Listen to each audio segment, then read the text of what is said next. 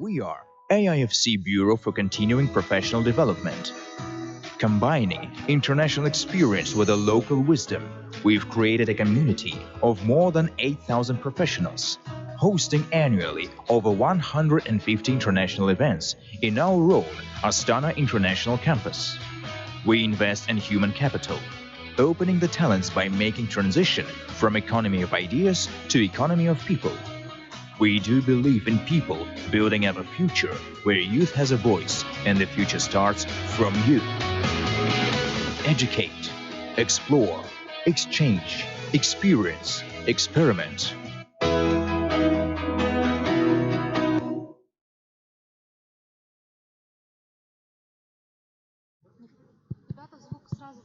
Hello everyone, can you hear me? Hi, welcome to Astana International Financial Center, the Bureau for Continued Professional Development. It's great to see the full hall in the weekends. Thank you for coming and for the interest for the HPAIR Talks.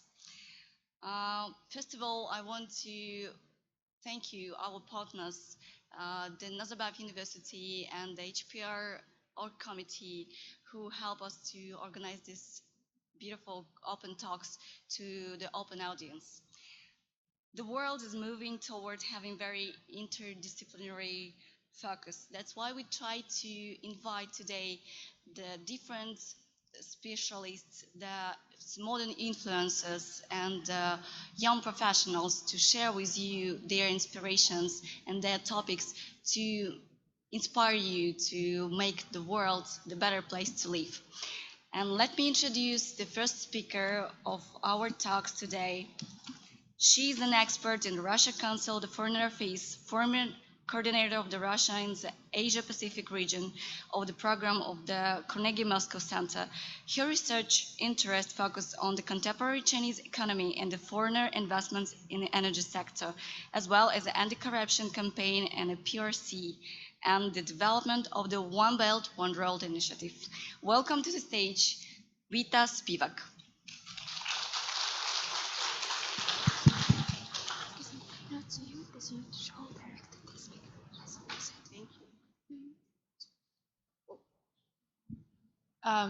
Hello, my name is Vita, and I'm here from Russia. So if anyone wants to ask a question in Russian later, I'll be very welcome with that.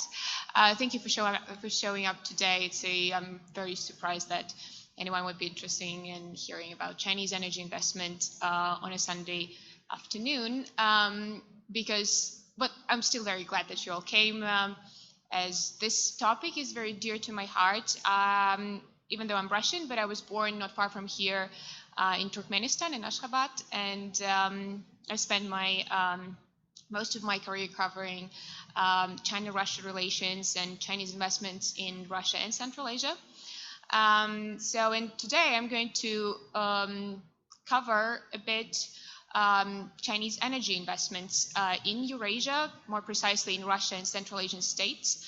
And why you should be interested in that is precisely because, well, China, I think it's very clear to everyone right now that it is a leading economy in the world. It is one of the most important economic and geopolitical players in the world, and is right there, very close to Russia and to Kazakhstan.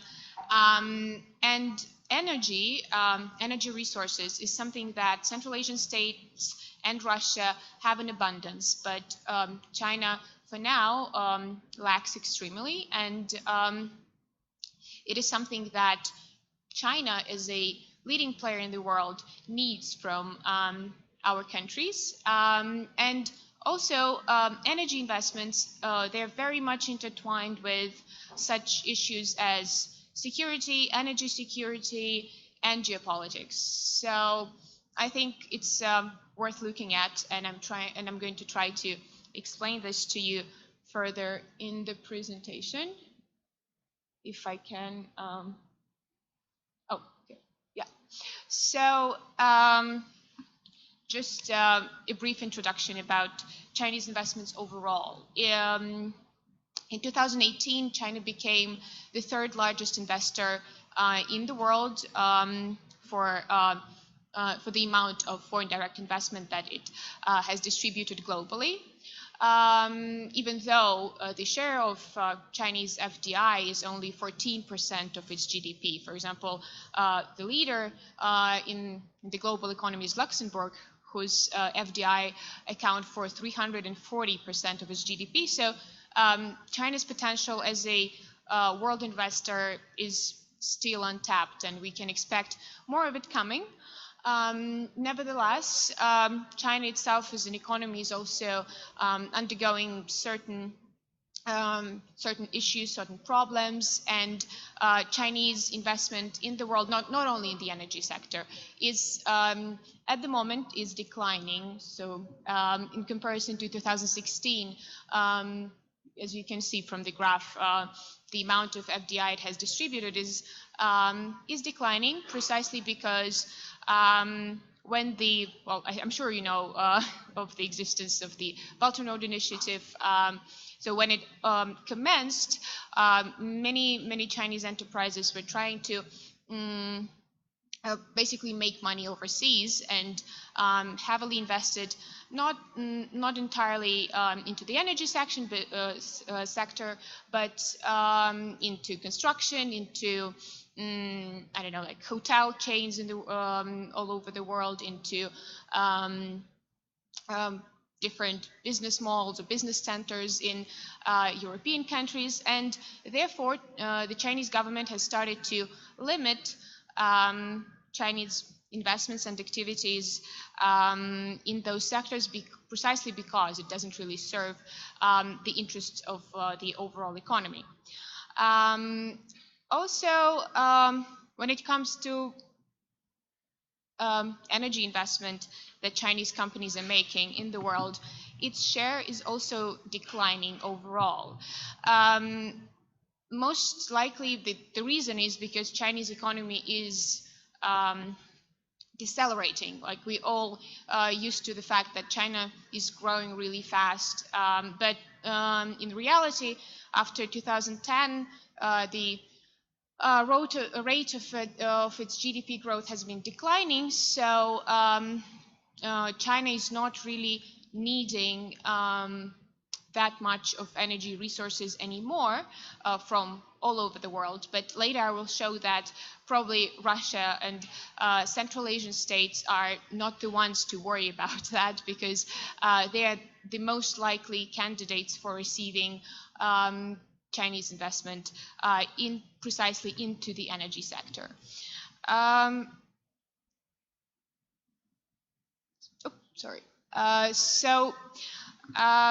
As I said, both Russia and the Central Asian states, they're close to China. Many of them share the border with China, and they provide a very viable alternative to the current distribution of Chinese energy supplies. At the moment, 2/3 of Chinese energy supplies goes through this particular Malacca Strait that is very narrow and is mostly controlled by the countries that China has very serious geopolitical tensions at the moment. And it also is adjacent to the South China Sea, right there at the top. And probably some of you have heard China has very serious geopolitical tensions in regards to its territorial claim in these waters. So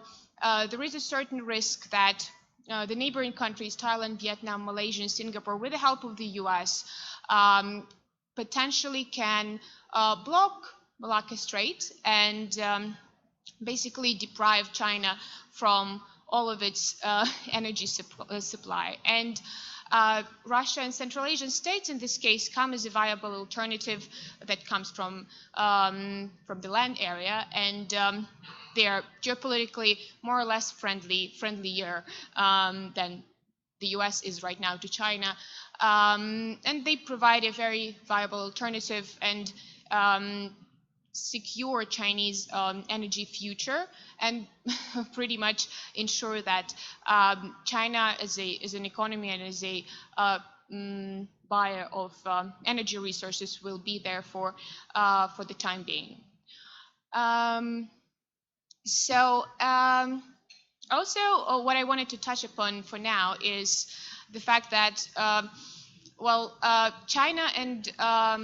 China is the main buyer of energy resources from Russia. Russia is its leading crude oil supplier, and from many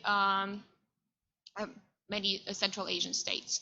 And essentially, Russia and Central Asian states, even though with most of them have very stable geopolitical relations, that particular issue of competing for Chinese investments, for Chinese purchases of oil and natural gas resources, it can potentially make them not rivals, but probably competitors for Chinese demand for energy and energy resources. And also, Russia in this sense has a very interesting advantage, and precisely it is its Arctic resources that mostly are untapped, and it is also adjacent to the Northern Sea Road, and it's also provides a very interesting logistical alternative to the supplies of LNG, for example, and it provides a very viable alternative to Turkmenistan, who is the second largest natural gas supplier right now to China, and is the main competitor for Chinese natural gas demand to Russia. And potentially Russia can basically become one of the leading suppliers of LNG with the joint development of Arctic LNG resources with China. There's also an issue of geopolitics, which probably is my favorite part of that equation. As all of you know, that Russia and China are, they're important players in Eurasia, and Central Asian states are becoming stuck between them. And there is a lot of speculation about whether China and Russia are going to become rivals in Central Asia and will start to compete for influence in this area, because, well, Russia is a former Soviet state, and it has very strong links to most of the Central Asian states in terms of security, in terms of cultural exchanges. There are a lot of Russians living in the region, and well, obviously it's a matter of prestige to Moscow to remain an influential power in the Central Asian area, where China is developing as the major source of investment and money supply, not only in the energy sector, but also in such sectors as construction, infrastructure building. So, well, if you look around Kazakhstan, I'm sure you all know that. So there is, I was actually surprised to see that in like right close to here, the main shopping mall is called Silkway now, and I'm not sure when it was it was named this way, but I think it's a very significant development and shows the way how much Chinese infrastructure, economic and geopolitical initiatives are influential in the area right now.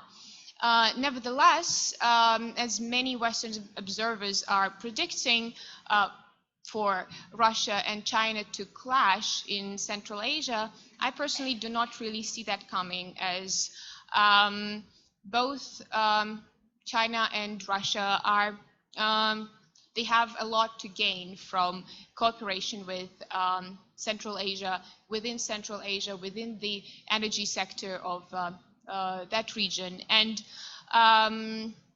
in the age of trade wars, in the age of sanctions that Russia is being placed under right now, Eurasian region is providing a very viable alternative of multidimensional cooperation for both China and Russia.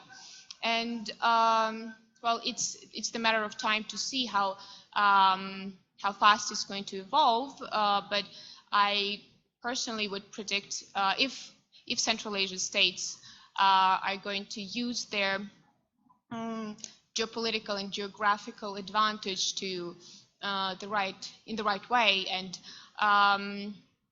build relationships with both Russia and China in the area based on China's interests and China's and Russia's interests in the region, it can make Central Asian states and precisely Kazakhstan as one of the probably the new points of growth in the world economy and in the Eurasian area as it is.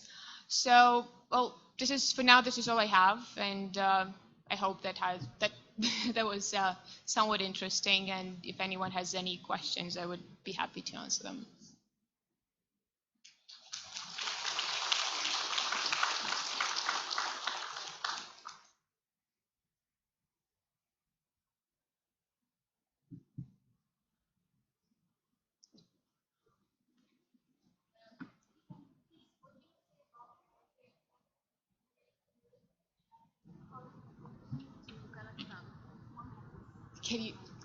Hello, my name is Indira, and I'm interested about what can you say about trade war between US and China? So how it influence on Kazakhstan?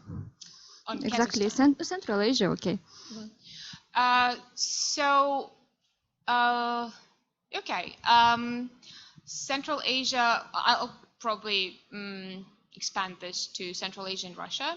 And well, we all know that China and the US are right now in the middle of a trade conflict. Some people call it the trade war, and the essence of this conflict is the trade deficit that the US currently has with China. And essentially, what America wants is for China to buy more American goods, which for the elevated rate. And in return, China is not really happy with that demand. And what is going on right now is that they both slap different tariffs on each other's products. And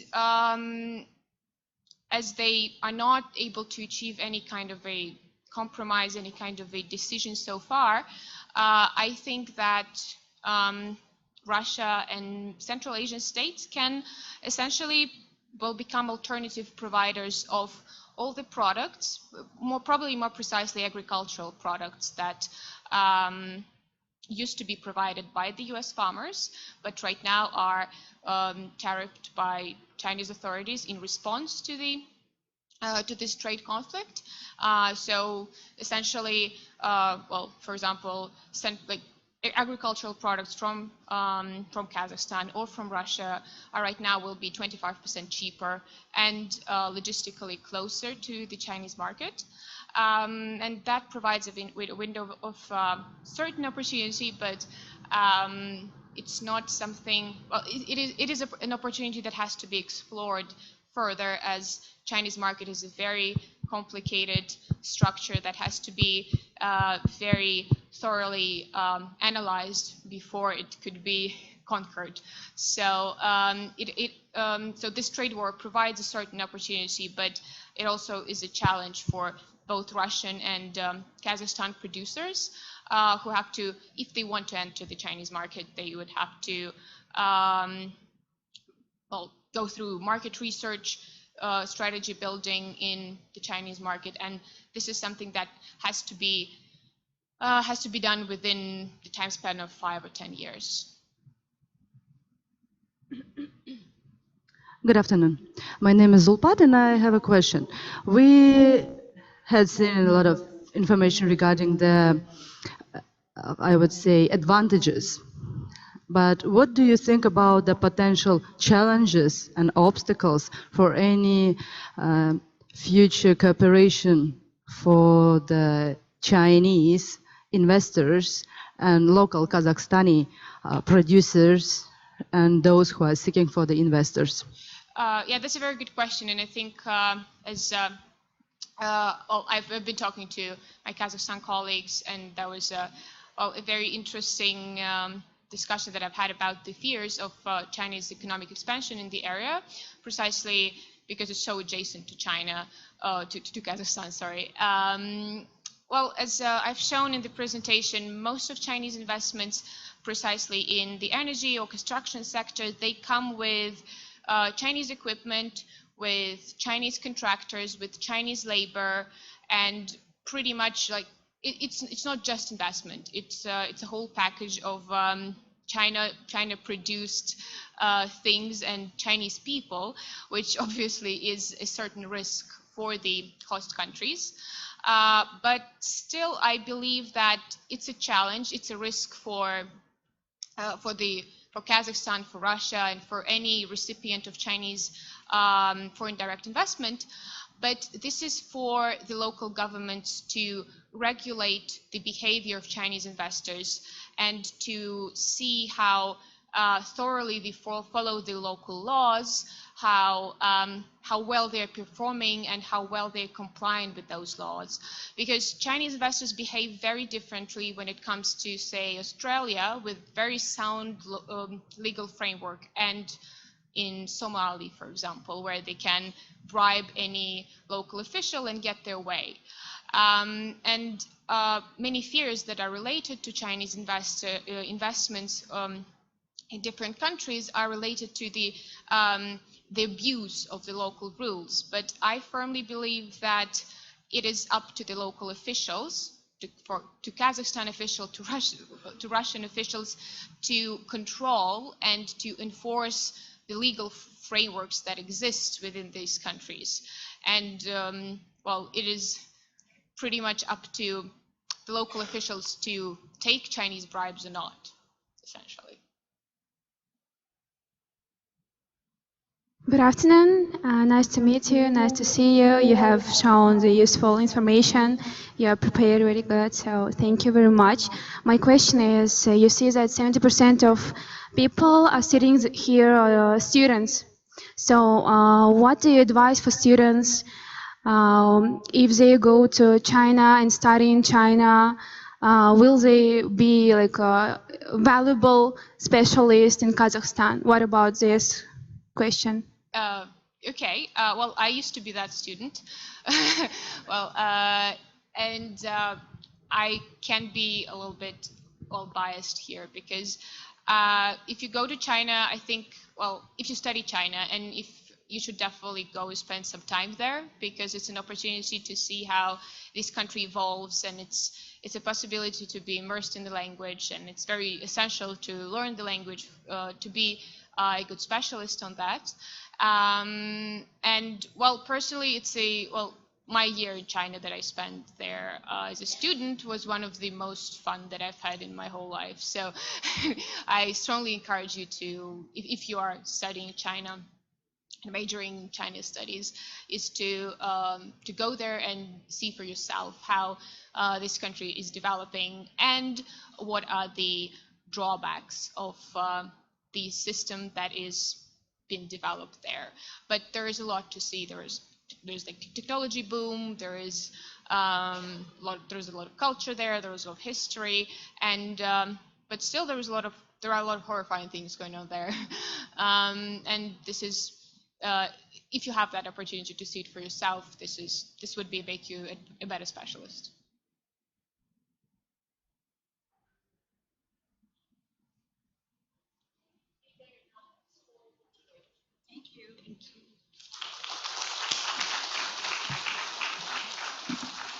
When I was a student, we were dreaming about simple professions like to become a doctor or just engineer or just analytic. But nowadays, the specialists are dreaming about the different professions which combines different specializations like HR genetics or digital marketing specialists. And in our digital age, our future is changing extremely and for better. A lot of specialists of nowadays saying that 80% of the current professions will disappear. But behind the scenes, not a lot of people say that the 80% of the new specializations will come in like up to 10 years or even 5 years. So our next speaker, she's a specialist in this area who researching the future of the professions of the modern society. I'm really proud and honored to welcome her on the stage, because she's kind of our colleague and doing the same, because we are both working in the lifelong industry and the continued professional development. So Crystal Lim Lounge, she's an expert in holistic education, future readiness, and personal growth. She's official future readiness expert. She's a co-author of the bestseller book, Deep Human, and the CEO of Forest Wolf. She's also the strategic advisor of the Minerva project. I guess you know what's this. So stage is yours. Welcome, Crystal.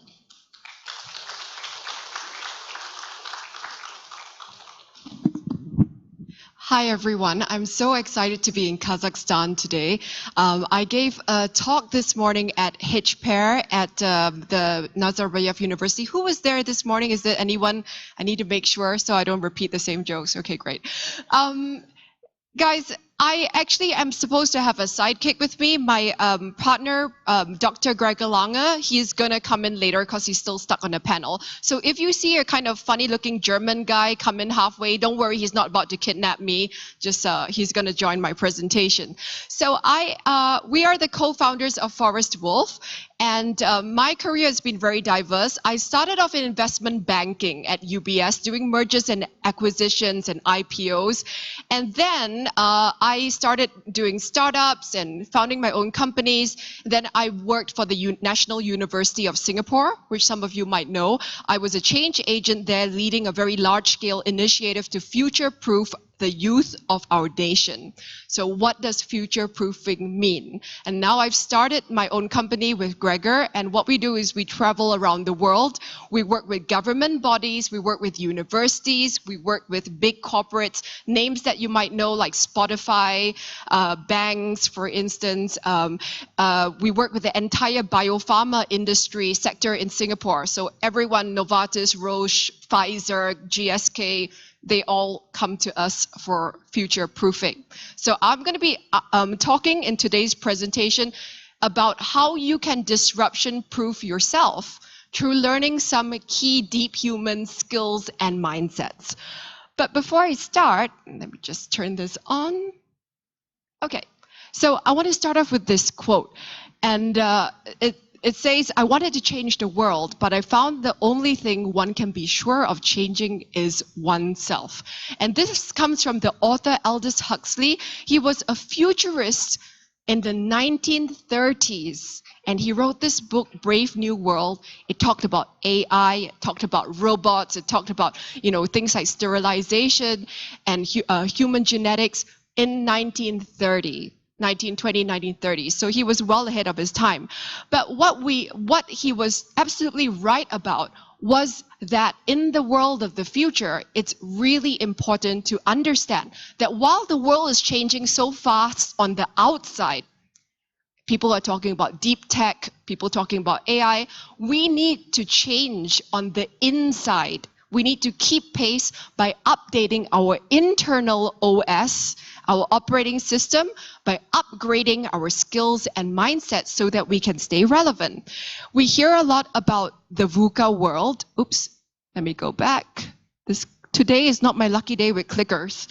Okay, so VUCA is a term from the US military. Who has heard of this term? Hands up. About 1/3 of the audience. It stands for a situation that is volatile, uncertain, complex, and ambiguous. And the US military first coined this term to talk about operations in Pakistan and Afghanistan. But what the business people soon found out is that this term is applying to today's business world. We've never been more volatile. It's never been more hyper-competitive. most of the companies that you see in Standard & Poor's today will not exist in 10 years' time. 1/3 of the 65% of children in primary schools today will end up in jobs that we can't even imagine right now. That's most of the students that you know in primary school. So we've never lived at a point of time where we've been so uncertain about where we're going. I want to play you a short video to talk about VUCA.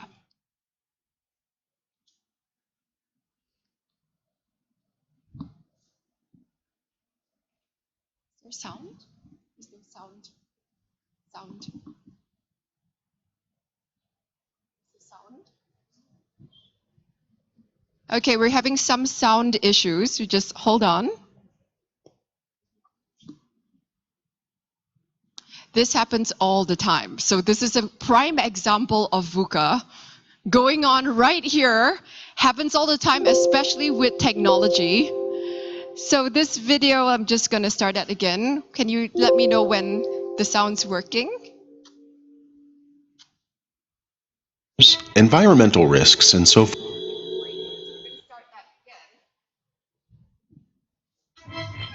We live in a VUCA world. There are many factors: political uncertainties, technological disruptions, changing social values, environmental risks, and so forth. Are we experiencing something new, or has the world been through similar periods before? A few years from now, and that's something like 3 years, not 30, artificial intelligence, robotics, machine learning, mass 3D printing, biotechnology, chatbots, virtual reality, deep learning, drones, augmented reality, smart objects will all be deeply enrooted in our everyday lives. Just like computers, phones, or electricity are for us today. Oh well, is this really gonna happen? And if it does, you'll adapt when the time comes, right? Life is good. You love your job. You've been working for this established company for a few years. You're comfortable in your position. You know what you're good at. People like you, and that last presentation you gave got you some amazing reactions. You're safe with your company. In the meantime, you see an article or two speculating on the future of jobs. McKinsey published a report stating that 45% of all current tasks could be automated with present technology. The World Economic Forum estimates that 33% of jobs in 2020 don't even exist yet. But what do they know, right? You've got time. Oh look, the supermarket just introduced self-cashier machine. You're at the airport checking in luggage. What the heck happened to all the real people at the check-in desk? Gone. Replaced by machines. But it's only the low-skilled jobs, right? Nope, think again. In 2012, there were 150,000 humans working on Wall Street. 3 years later, automation has cut that number down to 100,000. That's 1/3 gone. Most journalists, tax consultants, marketeers, technicians, knowledge workers, lawyers, even the person editing this video right now will to some extent have been impacted or automated by technology in a couple of years. And what have you been doing? Probably watching Netflix. And the problem is, the machines don't wait. And the machines, they don't watch Netflix. Well, our strength is that we are highly competent. People tend to work hard and they're competent. But we have to go beyond that. We can't just be competent.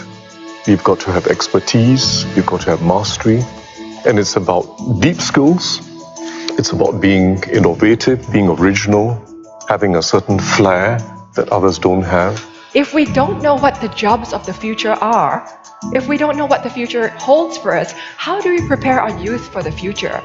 Underneath the surface, underneath skills, there are two broader domains that need to be addressed as well. The first one is the mindsets.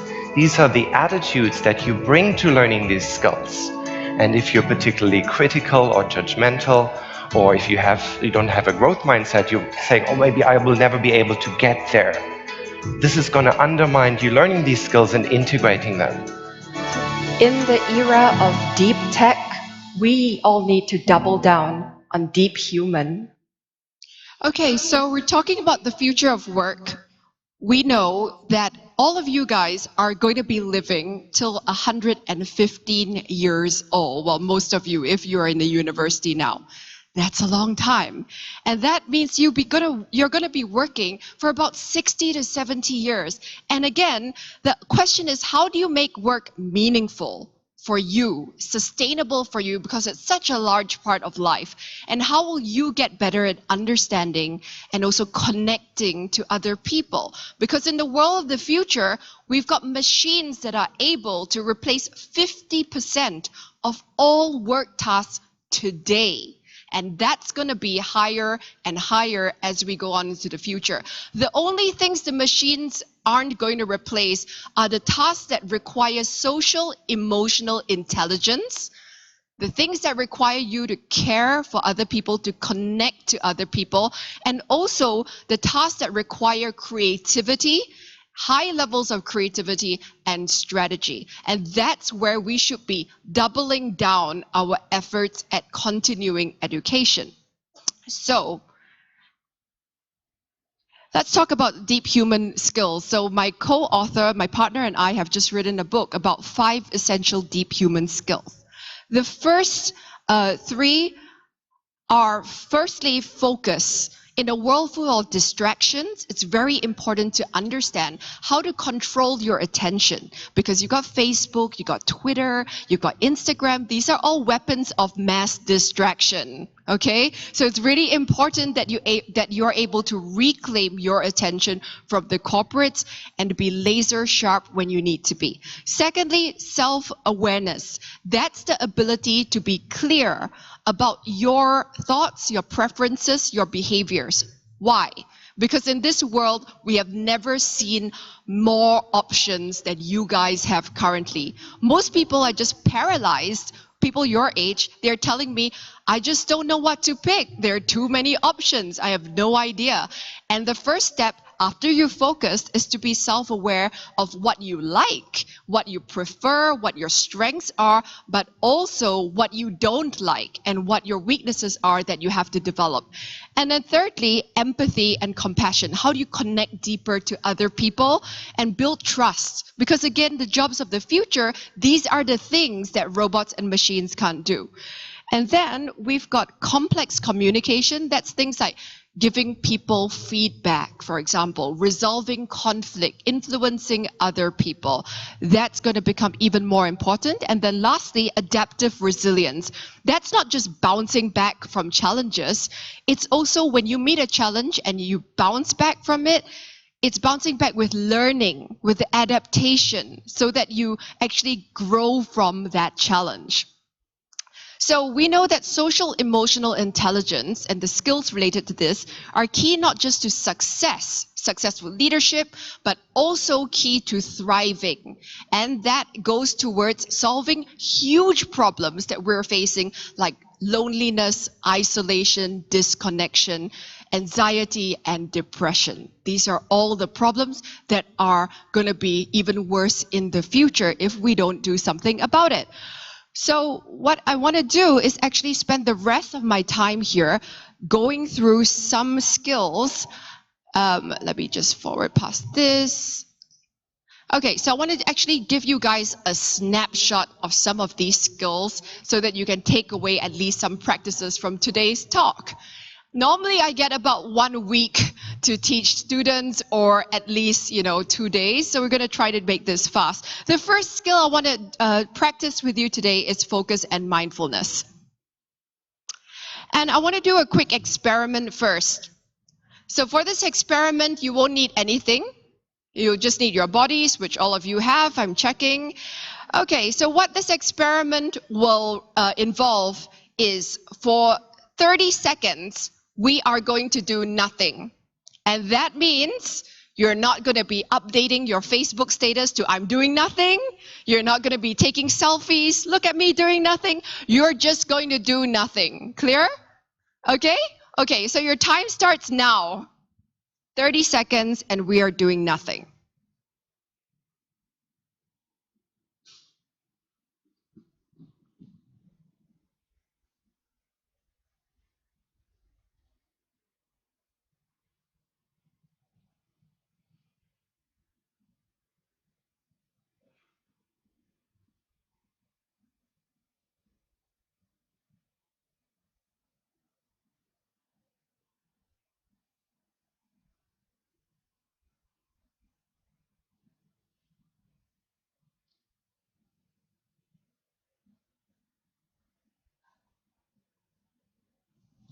Okay, time is up, and I'm going to come around and ask you a question. Your bodies all remain here. I can see nobody's body exited from the room. But the question is, where did your mind go? So I'm going to ask, maybe, can you tell me, where did your mind go during this 30 seconds? First of all, I was urged to look at my phone to check if anything's coming, and then I closed my eyes and tried to meditate and kind of filter the sounds coming around, and then I couldn't continue and just opened my eyes, and I'm like, what's the time right now? Right. So at first you tried to focus, and then you were distracted, and then you tried to meditate, and then again your mind went to what's next or what's coming. Right. So in this case, her mind jumped into the future. What's next? What's going on? Oh my God, I can't believe we came to this HPAIR talk and we're looking at somebody doing nothing for 30 seconds. Okay, so I'm going to come over here. Where did your mind go? I don't understand.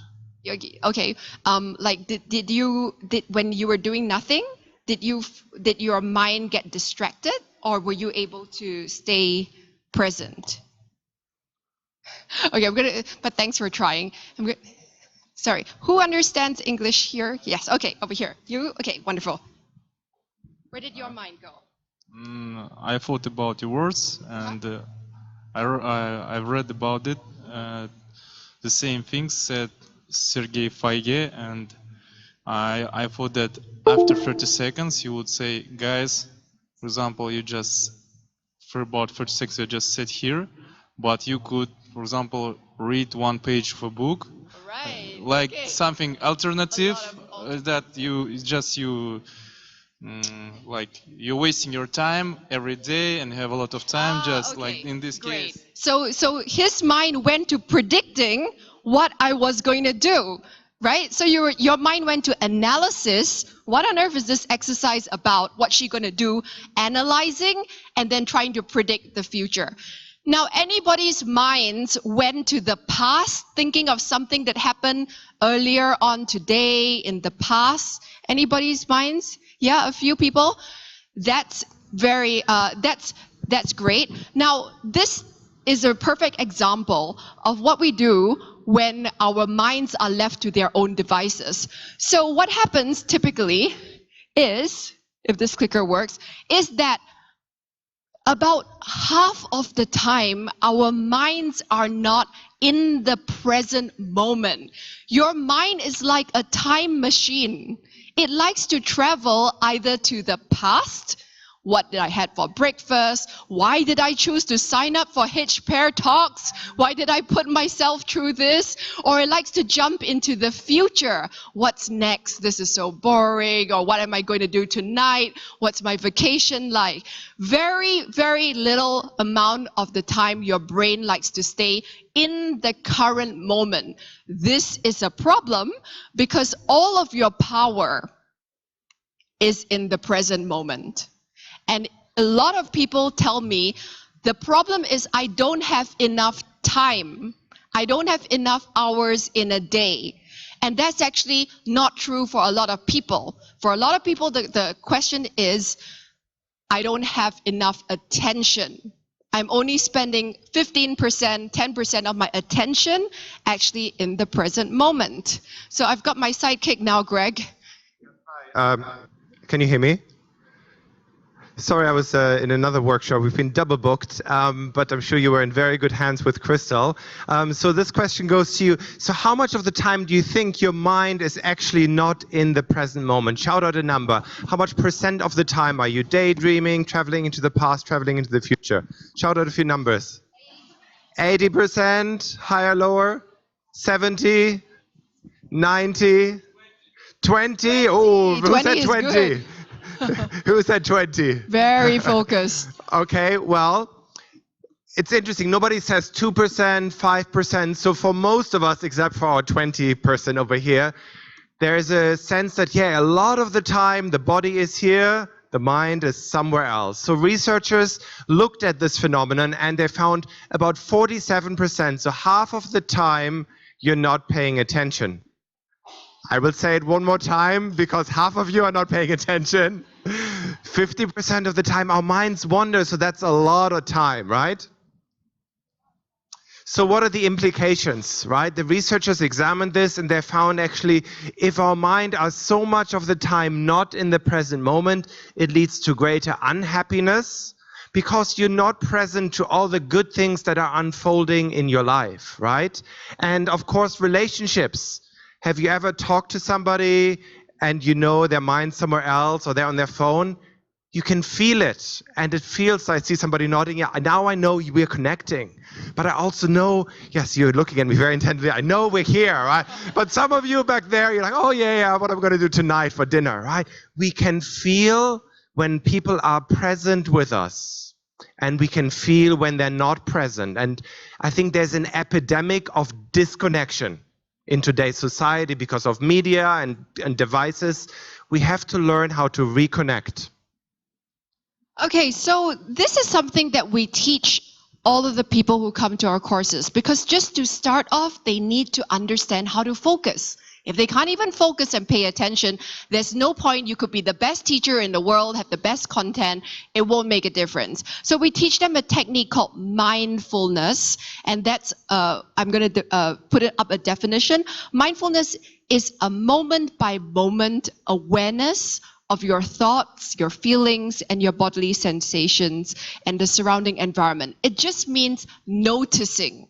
How much can you notice in the present moment? It's also about waking up from the autopilot, automatic. So for instance, you wake up in the morning and then, you brush your teeth, you do everything you do, and then before you know it, you're at work. And you even can't remember what happened. That's the autopilot. Mindfulness is about getting out of the automatic and actually like waking up and every moment noticing what is around you. Let's skip the video. It's a bit low. Okay, can we turn up the volume? I'm going to play a video here. You may have heard this word mindfulness. It's become something of a buzz phrase of late. I'm going to give you one simple, serviceable definition, which is this.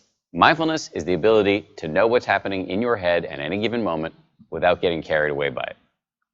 Imagine how useful this could be. Just as an example, driving down the road and somebody cuts you off in traffic. How do you normally react? I think most of us, we normally react by having a thought, which is, I'm pissed. And then what happens next? You immediately, habitually, reflexively inhabit that thought. You actually become pissed. There's no buffer between the stimulus and your reaction. With just a little bit of mindfulness, in that same situation, you might notice my chest is buzzing, my ears are turning red, I'm having a starburst of self-righteous thoughts, I'm getting angry. But you don't necessarily have to act on it and chase that person down the road, screaming at them with your kids in the back of the car thinking you've gone nuts. Now, you might be thinking, don't I need to get angry sometimes? Aren't I justified? I would say yes, but probably not as much as you think. The proposition here is not that you should be rendered by mindfulness into some lifeless, non-judgmental blob. The proposition is that you should learn how to respond wisely to things that happen to you, rather than just reacting blindly. And that, my friends, is a superpower. How do you get it? The way to get it is through meditation. I believe that meditation and mindfulness are the next big public health revolution. In the 1940s, if you told somebody you were going running, they would have said, who's chasing you? But then what happened next? The scientists swooped in, they showed that physical exercise is really good for you, and now all of us do it, and if we don't, we feel guilty about it. And that's where I think we're headed with mindfulness and meditation. It's going to join the pantheon of no-brainers like brushing your teeth, eating well, and taking the meds your doctor prescribed for you. Let me just close by saying, mindfulness is not going to solve all of your problems. It's not going to render your life a nonstop parade of unicorns and rainbows. Nonetheless, this is a superpower and one that is accessible by you immediately. Okay, so we already talked about mindfulness moving from autopilot to aware. And we are going to do a little practice. And what the practice will involve is 4 steps. The first step is that Greg is going to guide you to focus on your breath. Okay, focus on the sensations, the feeling of breathing. And then what's going to happen is that you're going to notice a distraction, just like you said. Something's going to happen that's going to distract you, whether that's a thought, whether that's a judgment, or whatever it is. And that's going to move your focus away from your breath to something else. And when that happens, you're going to notice the distraction. Oh, I'm distracted. And then you are going to come back to your breath again. You're going to reorientate your attention to come back. And this exercise is just like training your brain like a muscle. Every time the distraction comes, your attention goes away, and then you bring your attention back, and it's like one bicep curl for your brain. Okay? Are you ready to give it a try? Yes. Okay, let's try together. For this, you don't need anything. So if you're holding onto your phone, put it down. If you're holding onto pens, put everything down, because we want to have less distractions. So see what it's like when you get rid of things. So just put them down. And I don't have a chair, so I will do it standing, but you do it seated. First of all, I want you to have both feet firmly on the floor. So if you can, put your feet down. And then you can put your hands anywhere where they're comfortable, on your lap. And I'm going to guide you through focusing on your breathing, and then we're going to notice your mind wander away and bring it back. We want to have less distractions, so I want you either to close your eyes or just look down on the floor. Okay? And then to begin, bring your attention to your feet, noticing how your feet are making contact with the floor, and feel your body grounded through your feet. And then notice where you have placed your hands. So noticing the contact of your hands with your legs or your clothing.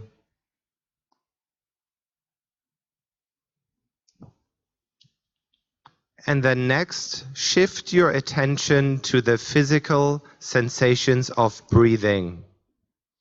So finding where in your body can you notice your breathing. Maybe your stomach rising and falling, or your chest expanding and releasing. And stay with your awareness on the breathing, following your breath all the way in and out. And sometimes your mind will wander away, get distracted. Sounds, thinking, emotions. Each time your mind wanders away, bring it back to the sensations of breathing. Taking 3 more deep inhalations and exhalations.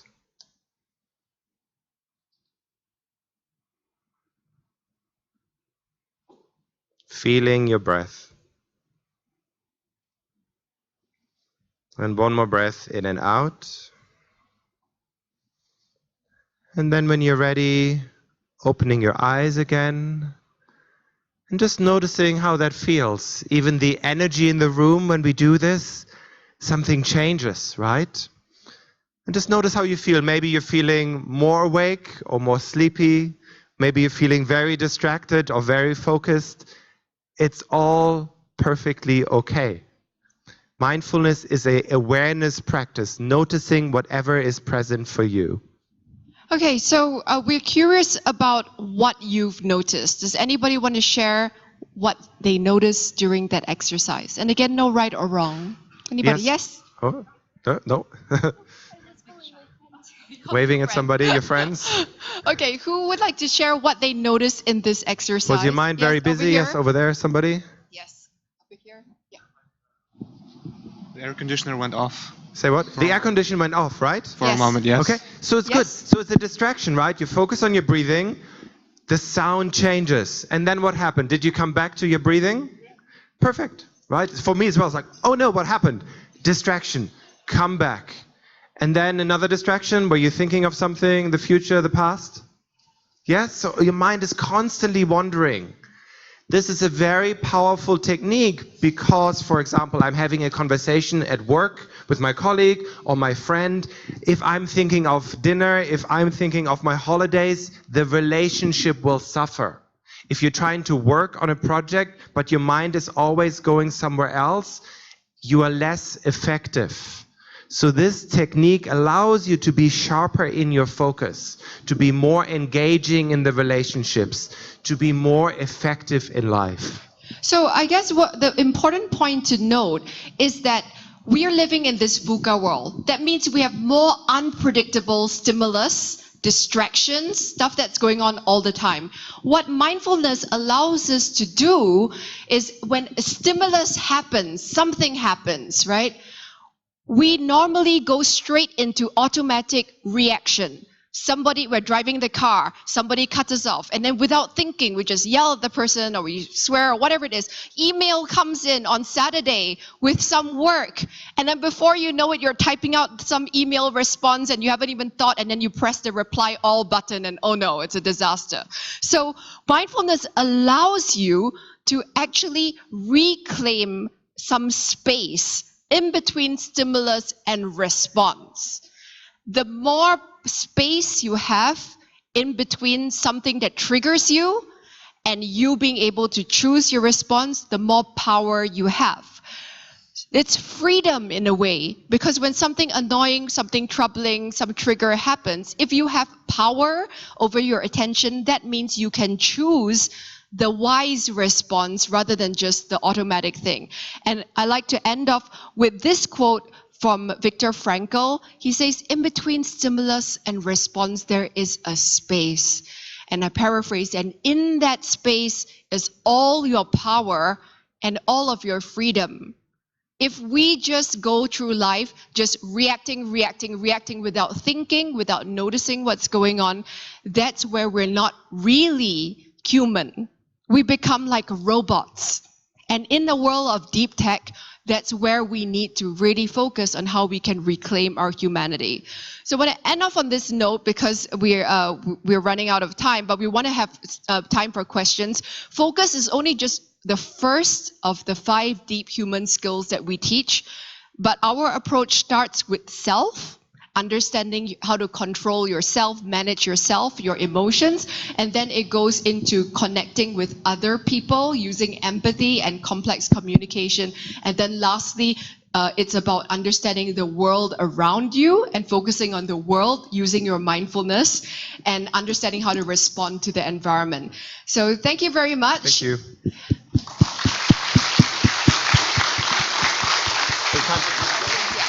But we would love to hear some questions, any questions you have at all. Don't be shy. Yes, all the way at the back. Wait till the microphone comes to you. Thank you.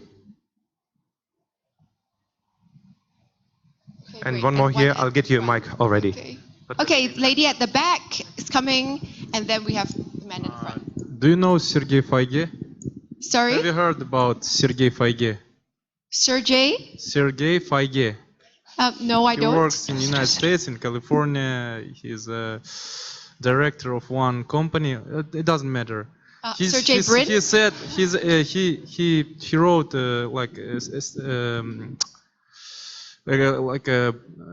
not a book, but статья. Who helped? He wrote an article and about this self-improvement. Right. And the thing, this point about this focus, self-control, meditation, and other things. Yes. And just the main thing he said, if you cannot focus, if your social intellect is not well prepared, it means you're stupid. So do you agree with it or not? Okay, so he just said, okay, you shouldn't take it в обиду, как? Maybe if I can refine on that. So mindfulness is not just focus. If we had more time, I would go into it. Mindfulness is focus plus a few other things. One of them is compassion. So for example, not judging yourself, not being critical to yourself. So for instance, when you are mindful, you are just noticing your what's going on, but you're not judging. You're not saying, oh, I'm so terrible at mindfulness because I just noticed a distraction and I'm a terrible person, right? Because if it's just focus, then, for example, like a sniper with a rifle looking at somebody to shoot, that's focus, but that's not mindfulness because there's no compassion. And there's no humanity. We don't like the word stupid so much. I think it's a disability. You're not effective. So by increasing your focus, your mindfulness, you will become more effective in your relationships, in work, in your happiness. Huh? Thank you. In the back, there was a question. Yes, the lady. Good afternoon. I liked the presentation. So I have two questions. The first one, you were teaching us how to become a deep human. You were talking about deep human skills. Yes. And what about you exactly? Can you call yourself deep human? Do you have deep human skills? Because you are teaching us. Well, all the stuff that we teach and that we write about, we also practice. But it's a process. It's not like, okay, mindfulness, check, perfect. Yeah. Compassion, check, perfect. Yeah. So sometimes when I drive my car, this is what happens. Ah! Yeah. Okay, but then I remember, okay, take a breath. Or I'm having a conversation, I'm talking to this nice gentleman, and then I think, oh, tonight I'm going for dinner with the professors. Oh no, come back. Like, oh, next week is a holiday. Oh, come back. Because this relationship is important. So I remember faster. Yes? Add to that? Or does that answer your question? It's a process, but it's continuous learning, continuous practicing. Yeah, I think with social emotional skills, just like what Greg says, these are not things you go for some course once and then you never do again. These skills are the hardest skills to learn because you are going to be practicing all the time. Greg is a relationship therapist. For his day job, he counsels couples who are having arguments as well. Does that mean we never argue? No. But it means that when we have conflict, we understand what are the steps to do to get us out of there. So it's not that I'm saying that you'll never fall into a hole in the rest of your life. But what we're saying is that if you learn these skills, when you fall into a hole, you're walking down the street, you fall into a hole, you know how to get out of there faster. Yeah? Make sense? Yeah, thank you. And the second question, how long did it take to come up with this theme? And can you tell in 2 words? Sorry, how long did it take? How long did it take to come up with this theme and you're researching? Well, we've been about working this? together nearly for 4 years, but we've been working in this field. I'm a psychologist for more than 20 years. Crystal has read more books than I've read, so this is the accumulation combination of 20 years of personal work. I think so. Great question. Who else? Over there. We have this lady. First of all, thank you very much for your presentation.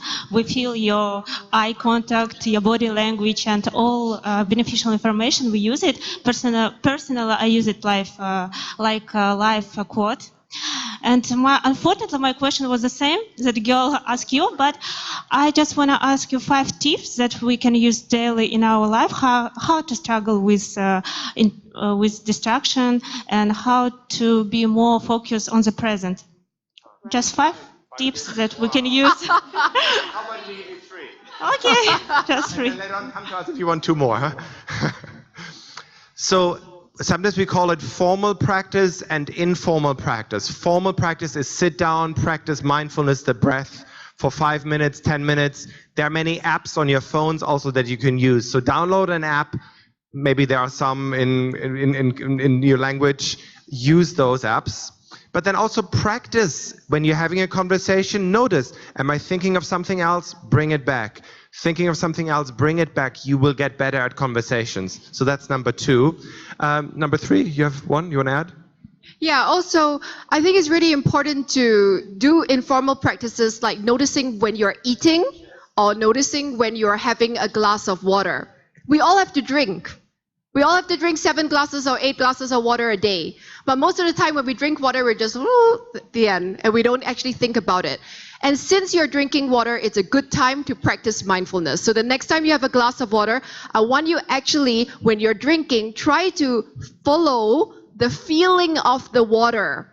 Try to follow the feeling as you swallow, see whether it goes down in your throat, and try to trace it for as long as possible. And think to yourself, I'm doing something good for me. I'm taking care of myself. Because it's little slices of joy, little slices of self-care during the day that we need. It's not like we kill ourselves for 2 months and then I go for vacation in Bali and that's going to be okay. That doesn't actually work. We need to live in a more sustainable way by building these little self-care practices, focused practices during our everyday life. Yeah? And also one last tip. We have a website, www.deep, and then -human.com, and you can find more tips on that website. So deep-human.com. Yes, lady in the back. Thank you for your presentation. I'm working in education sphere, and as I know, you are consulting to Minerva project. Yes. And my question is that is the education sphere is going to turn to this type of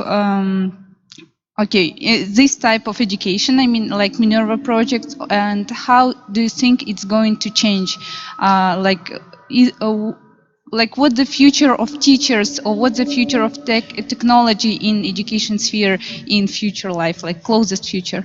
Great question. So I'm a strategic advisor to a university called Minerva Project. It's a university of the future. It was created by my friend, founder of Minerva, Ben Nelson, because he realized that the old university model in the Western world is not working. I'll give you an example. You pay whatever, $30,000 of school fees, but most of your school fees don't go towards your learning. Most of them one-third of them goes towards maintaining buildings, sports ground, even though you might not play a sport.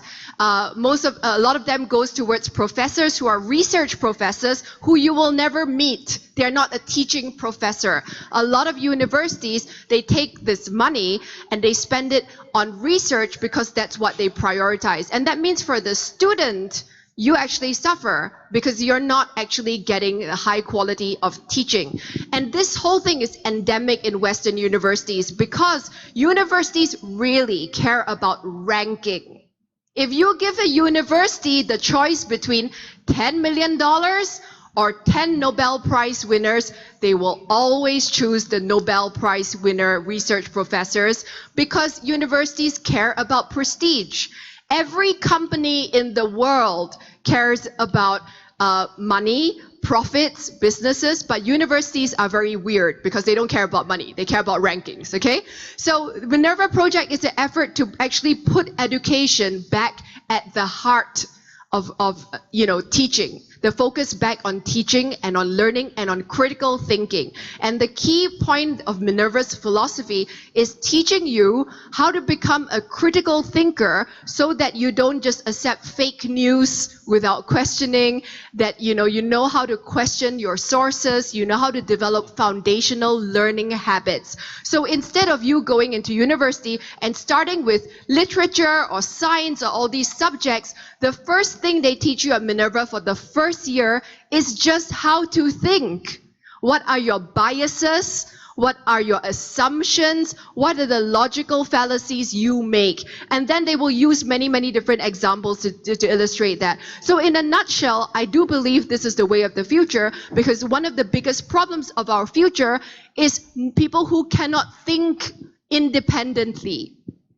And thinking is super important because if we don't question, then we become victims to fake news, we become victims to, whatever, conspiracy theories, and we don't understand how to make up our own minds. So Minerva's critical thinking is the other half of the equation. Today we're talking about you as a human understanding how to unleash the power of your heart, your connection, your emotional intelligence. The other half is how do you unleash the power of your brain in terms of critical thinking. And if we have these two halves of the equation, I believe that's a real education. Okay. Yeah? We're going to have one more question over here. Thank you very much. My question is about religion and the task what just you talk, gave us introduced. So the traditional Muslims in Kazakhstan, you know, we are like more of people are Muslims and the traditional Muslims. So in a Muslim, people praying for 5 times a day, and every time they spending like 10 minutes or 8 minutes, and all times they are focusing on the with God and with Him. Yes. And they are like building the Mosques. Yeah. They're building like a bridge Yes. between Him and with God. And what do you think about that? When this theme and the religion, did you analyze or did you like?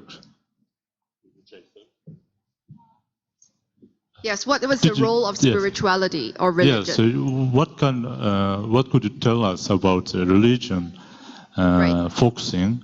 Not only the Muslims, no, so all religions, the Jews, Christians, and also the Japanese, Chinese, Buddha. Okay, this is we probably need one more hour. But that's a very good question. Thank you. I would just say 2 quick things. Firstly, I come from Singapore. We have 4 major religions, including Buddhists, Muslims, Christianity, and so forth. Okay, so in every single religion, there is some form of contemplative practice, some sort of reflection practice, whether it's the Muslim tradition or Christian faith. There are some practices within every religion which is about understanding that you are connected to something bigger than just you. You're a small piece of something bigger. That's what the fundamentals of most religions are. You are a piece in a big ecosystem. I think that's a really important point. Number 2 point, in our book, when we talk about self-awareness, we talk about understanding that you as a human being, there are 4 facets of you. The first one is the mind. The second is your emotions, your feelings, your heart. The third one is your body. How do you control your body? How do you eat well? How do you sleep well?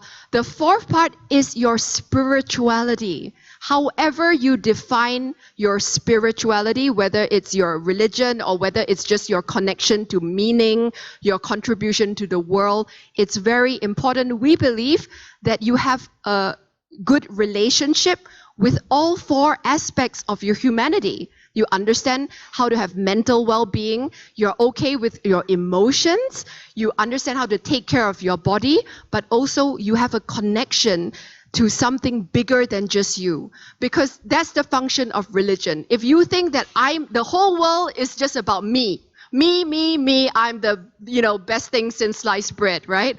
Then that's when we start being not ecosystem, but ego system. Ego, all about me. And that's where society breaks down, right? And that's, to me, the very important function of religion as well in the modern world. Greg, you want to add? Talk to us later if you want more. I don't know, do we have more time or do we need to finish? One last question. Who's the lucky last question? Okay, so maybe if we hear all the questions and then we'll have one question. Yeah?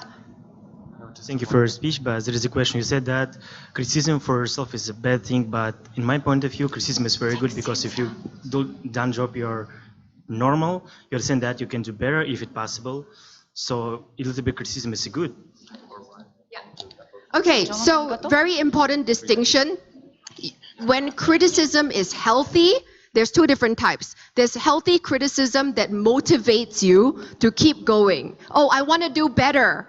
Because you criticize yourself and you're like, you didn't do that well enough, you can do better.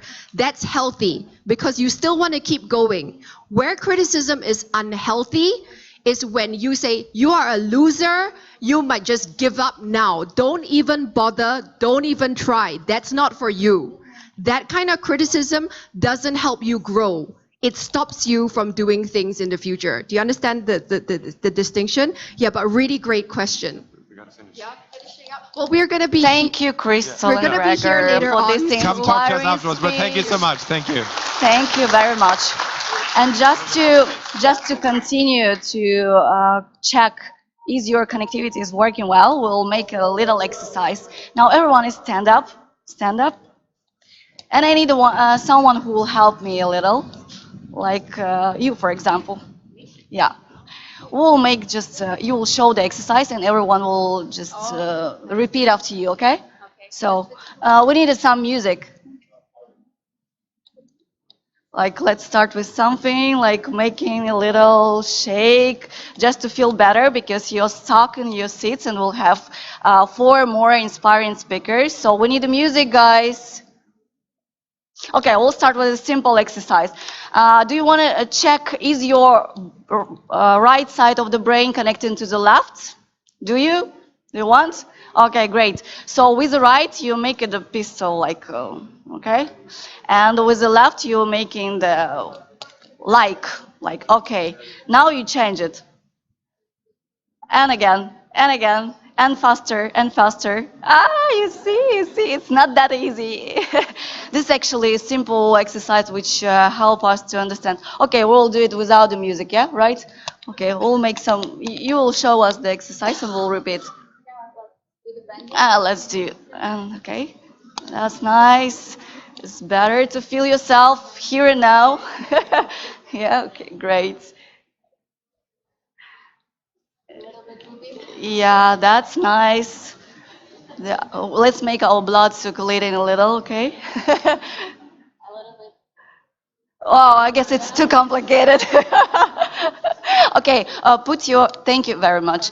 Put your right hand to the shoulder of your neighbor, and put your left hand to the shoulder of your another neighbor, and make a massage. Okay, thank you everyone for making this exercise. Applaud to yourself. Okay, let me introduce the next speaker, Jonathan Voitel. He's the director of the McKinsey Global Institute. His research on productivity, urbanization, infrastructure, and regional economics. Based in China since 1986, he's leading the McKinsey Site Special Initiative and co-chaired the non-profit think tank Urban China Initiatives. Let me introduce our next speaker right now. Okay, I'll just continue to read his titles because there are lots. Okay, Jonathan also, he is an expert on energy, sustainability, and economic master planning. Jonathan has advised national, local governments in EMEA region on the topics including improving of the foreign investments, environment, energy policy, and economic development. He conducted more than 60 projects for local governments throughout China to support economics, development, and infrastructure. So, are we ready?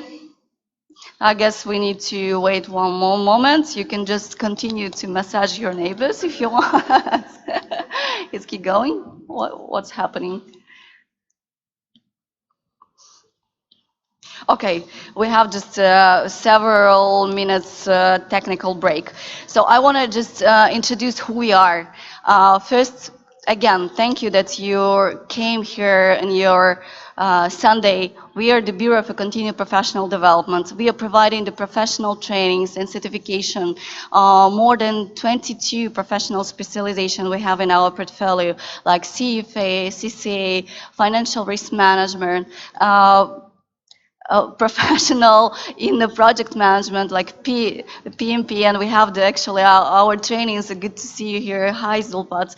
And actually, we are also providing this kind of open talks quite regularly in English, mainly. So if you subscribe to our social medias, like we are everywhere in LinkedIn and Instagram and Facebook, you can just follow our updates just to know about such events, which will be very interesting and helpful for you for your professional development, or even just for opening the new direction of the professional as well development, or just to helping to choose your future profession, because we are working on a lifelong learning approaches as well. We are helping students to find their professional orientation by making such kind of events, creating the platform to help them to find themselves in the professional lives.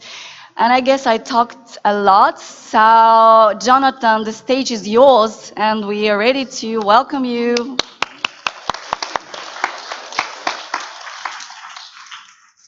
Thank you.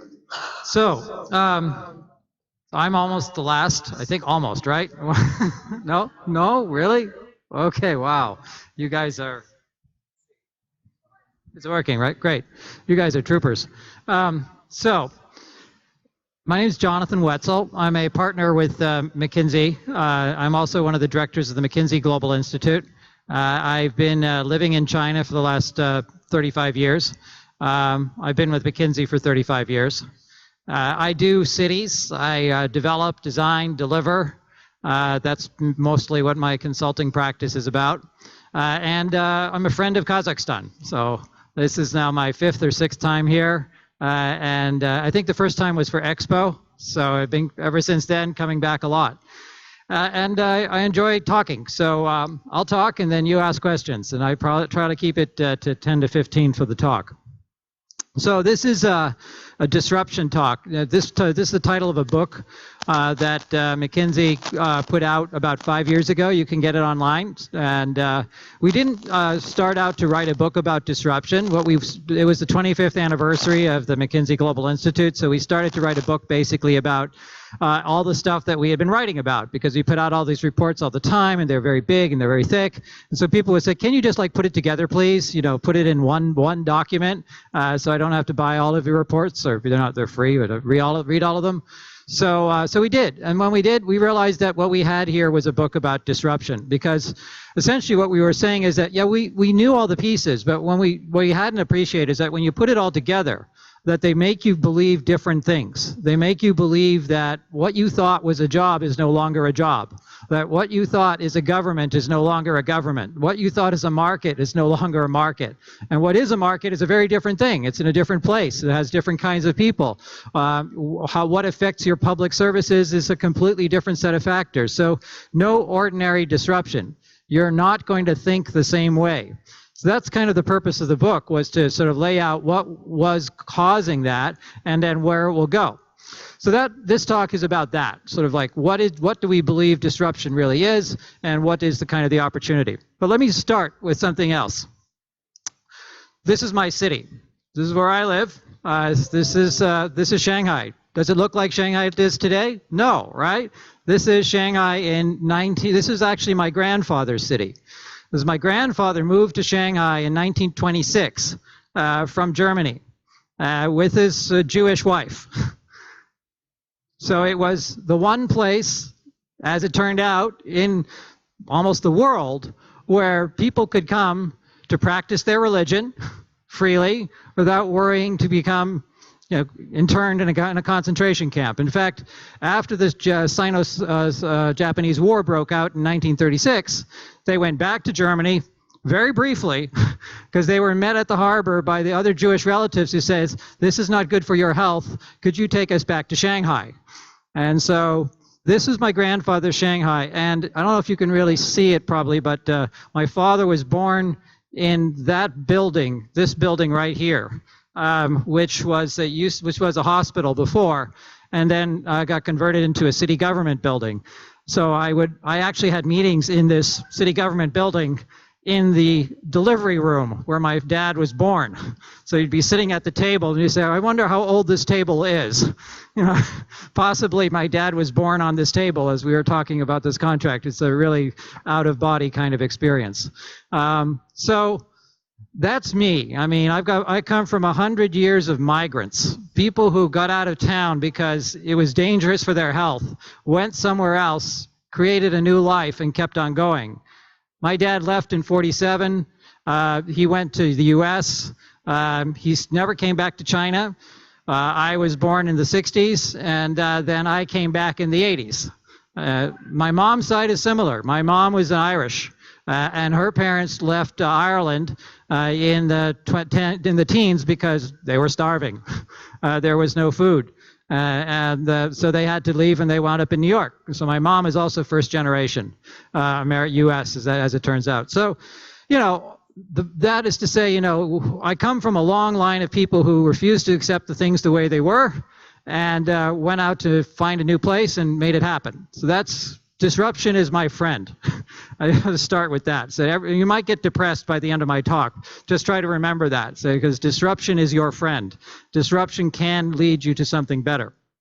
Okay, so that's Shanghai in 1940. Now, why, my professional life has all been about China. It's been about 30, 35 years of China, plus now cities globally. But how did I get into China, and why did I have the outlook that I have today? Well, first is that. Let me rephrase. So that was then, this is now, right? Same city, right? Different. This is what happened. In the course of 20 years, a transformation. Now you're sitting in Nur-Sultan, so this doesn't look so different, right? If I'd done a time sequence of Nur-Sultan, you would have similar things. Maybe not quite as big, but yeah, basic idea. And in fact, I heard there was a Chinese architect who was responsible for a whole lot of Nur-Sultan, or at least like the left, I think the left side. So yeah, I mean, you get the message, and that's great because this isn't only a Chinese thing. I mean, I have seen this in literally hundreds of cities across Asia in the last decade. Just tremendous transformations. Winston Churchill said, "We shape our buildings, and then our buildings shape us." And cities are like that. Once you change the physical environment, you change the person. So literally, people in cities are different. They're healthier, they live longer, they're taller, they speak faster, they walk faster. This is why sidewalks in emerging market cities are very confusing, because you have people in the city who have been there for a while and they're walking quickly, and then you have people from the countryside who've just showed up in the city and they're walking slowly. As a result, it's kind of a mess. This is typical. That's okay. That's a good thing. You sort yourselves out. But cities are our way as a human race of developing. That's my basic, so that's a disruption that is incredibly positive for the human race. And in fact, it's the only thing that you can expect of the human race, is that we improve ourselves essentially by forcing ourselves to work with ourselves. What is a city? A city is a place where you have high density, high frequency. It's high density, high frequency. You force people together in rooms like this, and you force them to talk to each other, and you don't let them out. And that's a city.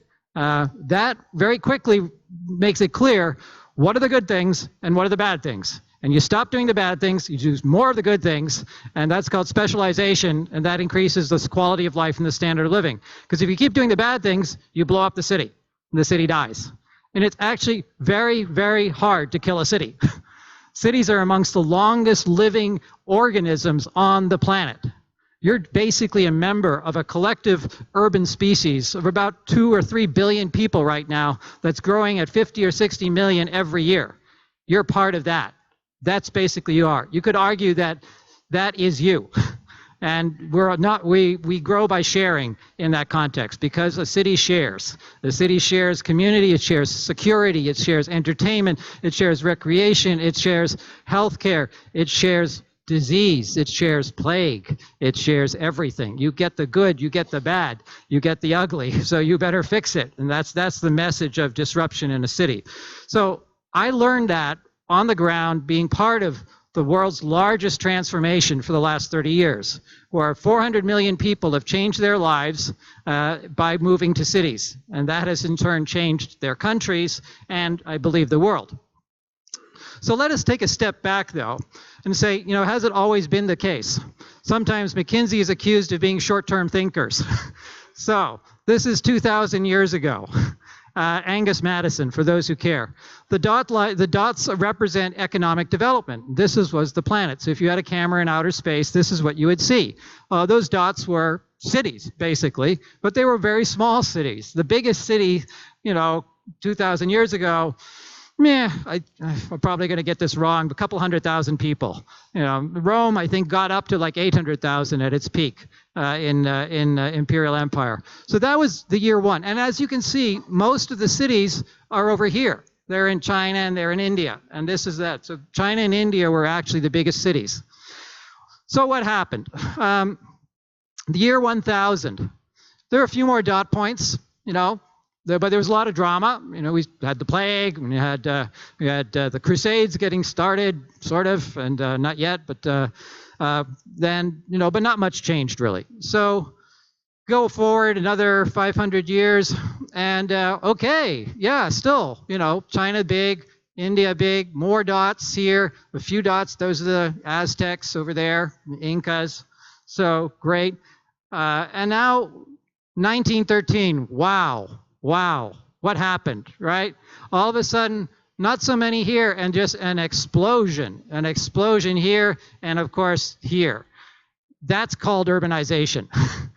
That's what happened. It's like the center of the world moved from here to there, and it did it really fast. It did it over like 200 years, and it moved to all those dots. That is the progress, if you will, of human history over the last couple thousand years. So let's take a step forward. Now where are we? Interesting, right? Still got a lot of dots over here.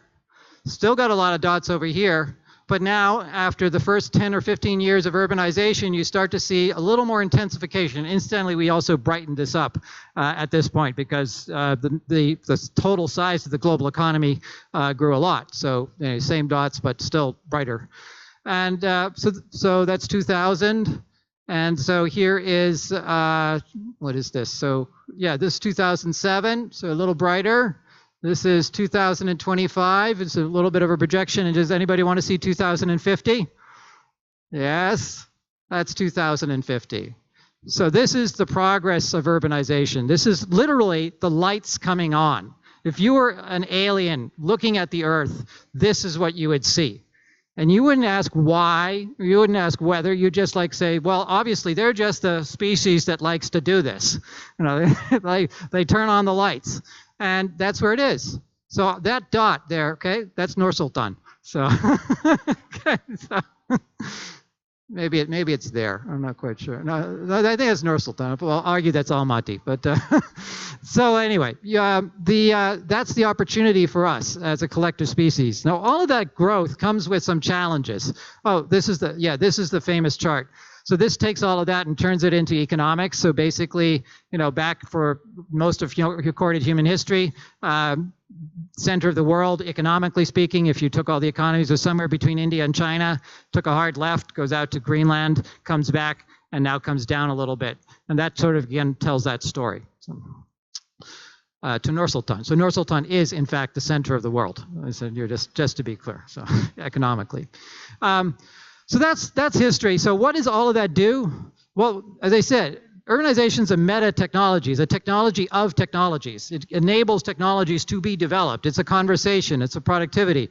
But let's not forget about the technologies. I mean, because first of all, nobody invented technology in the countryside. Sorry, didn't happen. You know, it's a product of human innovation that happens in an urban context. So there's a link there. But forget about that for a moment and just look at this. All of that happened because of things like the steam engine, right? We thought the steam engine was pretty important. Electric light. Robert Gordon has a lot about this. Yes, of course, I'm sure they were. Obviously, it enabled all that to happen. Nothing compared to what's going to happen. And we pointed technology broadly, but very specifically to AI. The AI will be 70% of the technological productivity, and it's going to hit the planet like nothing has hit it before. And that has a huge opportunity, obviously has a huge disruption. So this is going to enable you to, if it's Friday afternoon and you're going into the hospital for a routine scan, and you want to look for cancer lesions, and the doctor says he might have seen something, but he's not sure. And you're going through the MRI, and the machine comes out and it has a scan, and the radiologist is looking at it. And the radiologist has been on duty for the last 36 hours because he's an intern, and he hasn't slept very much, and he's looking at the scan.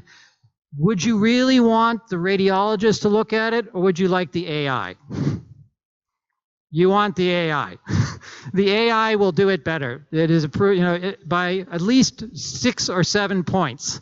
And that matters, right? On a 100-point scale, 6 or 7 points matters. It's more likely to find a cancer lesion. So, yeah, This is an opportunity. You will live longer with this stuff.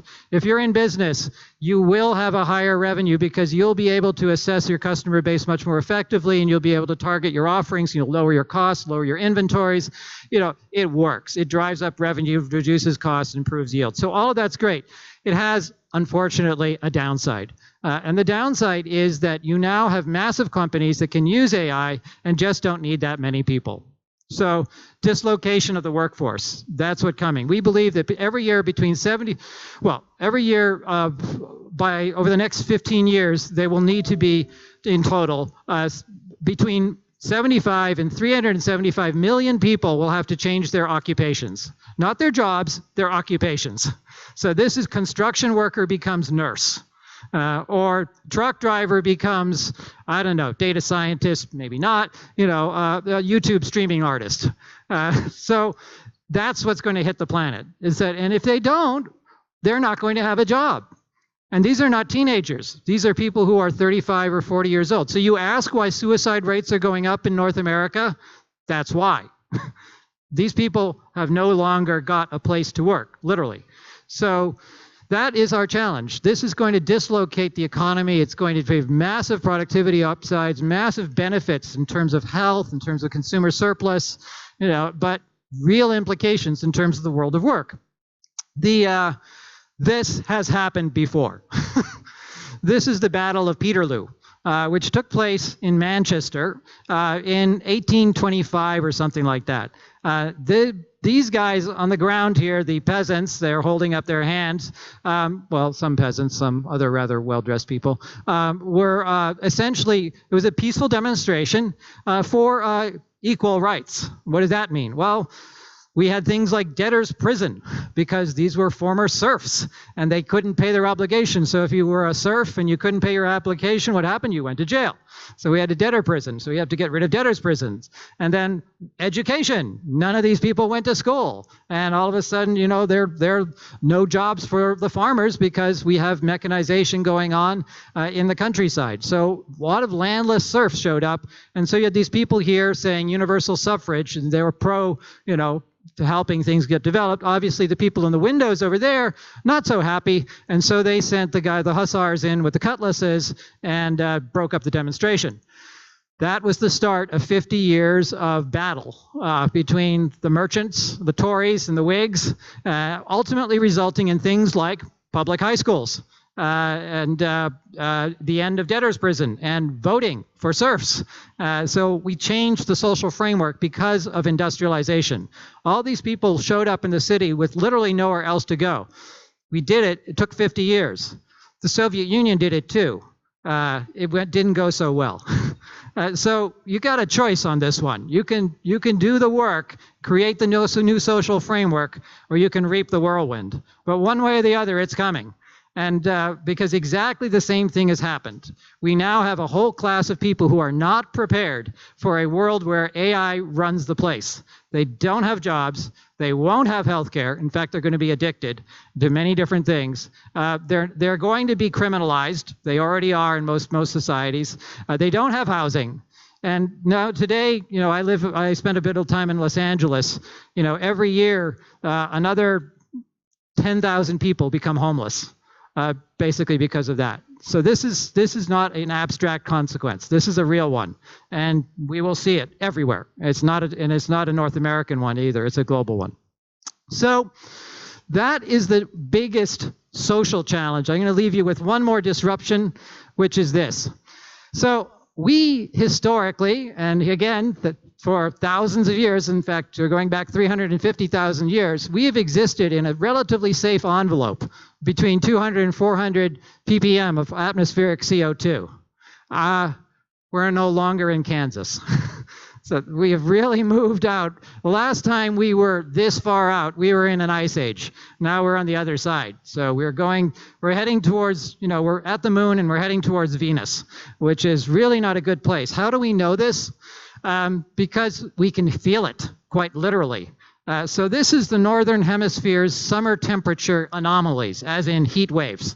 This was 1951 to 1980. This is 2001 to 2011, and this is the distribution. You can see the difference. We're moving right, and that's probably not a good thing. Basically, we have 70 times the likelihood of having a heat wave now than we did before. So that is kind of also a big disruption, right?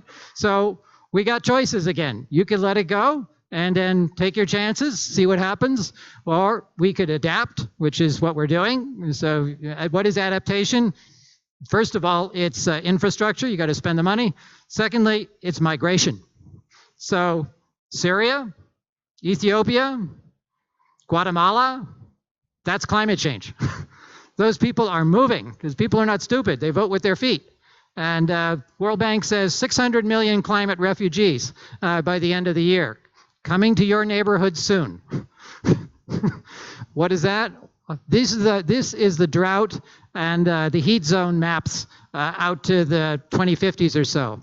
That's where you're going to see it. So you got a bit of it coming your way, mostly from northern Iran. But as you can see, Syria didn't take long to blow up. That little the little bit down there in Guatemala, that's all at the Mexican border right now. So this is real. So again, we have a big disruption. What are we going to do about it is the question. Those are the challenges. I get started with the opportunities. Those are the challenges. What are the solutions? This is my solution. If I can get this thing to work.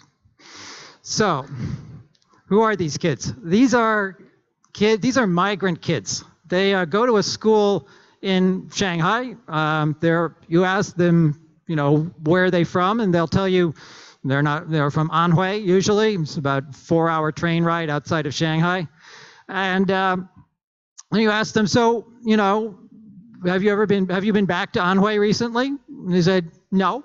I said, where are your parents in Anhui? I said, no. Do you plan to go back? No. Are you a Shanghai person? No. So their head is not where their heart is. They're dislocated. And this is not a new story. We have seen this story before. We know what happens when people cannot find a home where they can have both their head and their heart. These kids look cute when they're between 6 and 10 years old. Not so much when they're 20 to 25. That's not a good picture. So what do? We embrace them. We change ourselves to include them. And that's the challenge that we as a human race, that's my answer to all of that, is that if we bring in everyone, if we bring in this talent, these opportunities, we're going to create the solutions. We have always. The history of the human race is we have made the solutions happen. We have found them. They've created other problems, but we have found the solutions. But we've only found it by innovating, by bringing people in, by including them in the dialogue. So, if you will, the enemy is the unwillingness to do that. The enemy is the fear, and it's fear. And the ally is your confidence and your hope. Winston Churchill, always a great one for a speech, said, I am an optimist. There does not seem to be a point in being anything else. And so I leave you with that. This is a time for optimism. This is a time for hope. This is a time for reasoned judgment, but also for passion for change.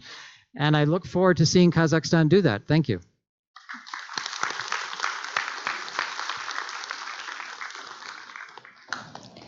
Thank you, Jonathan, for such an inspiring speech. Do we have questions? Do we have assistants? Yeah, microphones. Thank you so much for the speech. As we could hear, you've had a great experience of spending your life not only in China, but also in other parts of the world. What is your dream place to live, considering the statistics on heat and migration and stuff like this? Well, yeah, probably not in the middle there, but no, I'm a city person. I mean, and for me, my Myers-Briggs is an INFJ, and so I'm a really strong F, which means I care. What matters to me more is not whether it's the right answer, but who is it the right answer for. And so it's about the company that I keep and the society. And so my preferred place to live is in a breathing, dynamic, innovative, changing community that refreshes me and allows me to contribute to it. And I find that everywhere. So I really, I don't want to say I'm a universal city place. I mean, sure, there's every city's different. Sometimes you want one thing, sometimes you want another. But like my kids, I have two kids. They're 16 and 17. You give them a Starbucks, you give them Wi-Fi, and help a ride share and e-hailing, they're happy. It's like they got what they need, and whether it's Dubai or Berlin.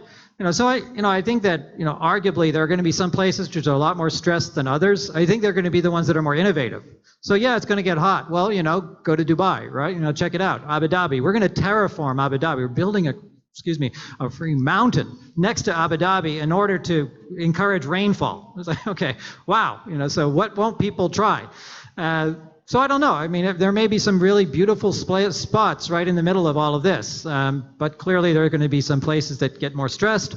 So for me, my home is Shanghai. I mean, I've put down roots. I know the place. I've got history, but I love places that allow me to feel like change is possible and dynamism is there and opportunity to contribute. So I've got a lot of cities I like. We have only one more question. Thank you, Elmira. Lucky enough.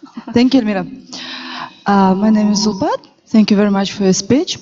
And I have a question. Considering your wide experience and your special love to the urban life, and considering that the life is changing so much, in this room there are so many young students, and they are really, really hungry for some advice. What should they choose now to be successful, to be alive, to be homey in the future? Because you already said that there is in America, there is like about yearly, about 10,000 people who becomes homeless. So what would your advice, what would your recommendation, for example, for us, like parents, how need we grow our kids? What would we choose for them? What would we recommend them? And I would really appreciate that. Thank you so much. Well, as a parent, I can appreciate the concern. And I've had many parents from all socioeconomic that come and say, so, should he study engineering? Should it be law? What about medicine? It's like, so, and, a couple of reactions to that, because I don't know if I'm going to give answers. One is that AI means that whatever you learn now in terms of content will basically be irrelevant in about 10 or 15 years. So the content per se has got a half-life on it. So whatever it is, it's likely to expire, which means what's more important is the learning process itself. So the capacity to learn. So it's the habits. What does one do to learn? And in a learning context, what matters now is that we have so much more tools. We have more abilities. So it's the augmentation. So AI is basically about augmenting the person. And we are now, so I'm augmented. I'm wearing glasses, right? I can't see you so well now. Now I can. AI is the same. Either you have it or you don't. And if you do have an AI, you're going to be more competent at whatever you're trying to do, whether it's designing a video game or making music, or which all my son does, or skating, which my daughter does. So, I mean, there are lots of ways in which this can happen. So the biggest difference is not what you do, but how you do it. And so the capacity to be better, whatever you're doing, that's the biggest opportunity. And so parents need to basically help introduce those tools and encourage that experimentation. And then it gets into learning. And so how do we learn, actually? And then we know that we learn largely by experiencing things. Sometimes it can be painful. Sometimes it can be more benign, and sort of you explore in a safe simulated environment better. But either way, you have to experience it. So otherwise it remains in some part of the brain that doesn't necessarily connect to the entire person. So I see that in sports all the time. You can sit somebody in a room and you can yell at them for hours about how they should move their arm or how they should move their foot. Nothing, right? Nothing. And then you get them on the ice and then they fall down a bunch, and then you tell, okay, this person is actually able to rewire their brain so it connects to their foot in a different way. See, pianists, it's like they're disembodied. I mean, their brain is, they're standing there, but their fingers are moving. And it's a completely different relationship between their finger and their brain. than it would be elsewhere. And that's not something one can think about. That's something one actually has to do. So experience matters. So that's the second thing, is like we will get learning as we experience it. And so exposing people to environments where they can experience more, that's most critical. And then I guess the only other thing I would maybe mention is that you start off by saying, you know, we're sort of got the feeling of being like alone or isolated in the middle of a big world but far away. That's not the case. The step is an ocean. So reach out, you know, go on the waves, and, you know, sort of, and the digital environment is a global one. So far from being afraid of it, we have to use it. We have to embrace it. And so it's the capacity so be engaged, essentially, is what I'm saying. Know what your kids are watching and be part of that learning process, and digitally, online, you know who their icons are, know what the conversations are about. Doesn't mean you have to be a stalker, but being able to have the conversation is actually really important. So the most effective thing, my kids have decided for whatever reason that they clearly don't want to join McKinsey. They're happy to recommend it to their friends, of whom I do occasionally offer an internship. But you know, for them, no. And so how did that happen? Well, I don't know, honestly. I mean, so my son is film, computer science, and music and piano. I mean, he abandoned piano lessons at age 8. He came back to it at age 12 on his own. It's like nobody told him, but he wanted to do it. My daughter's been a skater, and now she dropped out of school for 4 years to do online learning because the coach said she needed to be in the ice rink, and now she's going back. So there isn't a playbook here. As I say, it's very much a learn by doing process, is my personal experience. And I'm not an educator, so be clear. I'm not advocating one or another philosophy. I'm just more or less saying what I can tell you from the world of work, which is that it's all going to change. So be good at change. Be very comfortable. Be good at it. We learn by experiencing stuff, because that's the way I see it in the workplace every day. You can give people a consulting report and they thank you very much, and then they go do the same thing again. So, you know, they've got to actually change. And then, yeah, people will make up their own mind. I think having the courage and the faith and the optimism that the kids will be all right, and the words of Pink Floyd. I guess the main thing for the parents is just to teach them how to be a human and how to be happy. Thank you, Jonathan. Thank you for your inspiring speech. Our next speaker will provide the answer based on the data and figures. Our next speaker is Moon Kim. He's assistant of the policy researcher in RAND and PhD candidate at the Pardee RAND Graduate School. Prior to join this school, he was a researcher and budget analyst in NASA, providing financial cost and budget analysis in satellite serving missions. So welcome on the stage, Mr. Moon Kim. Yeah, you can.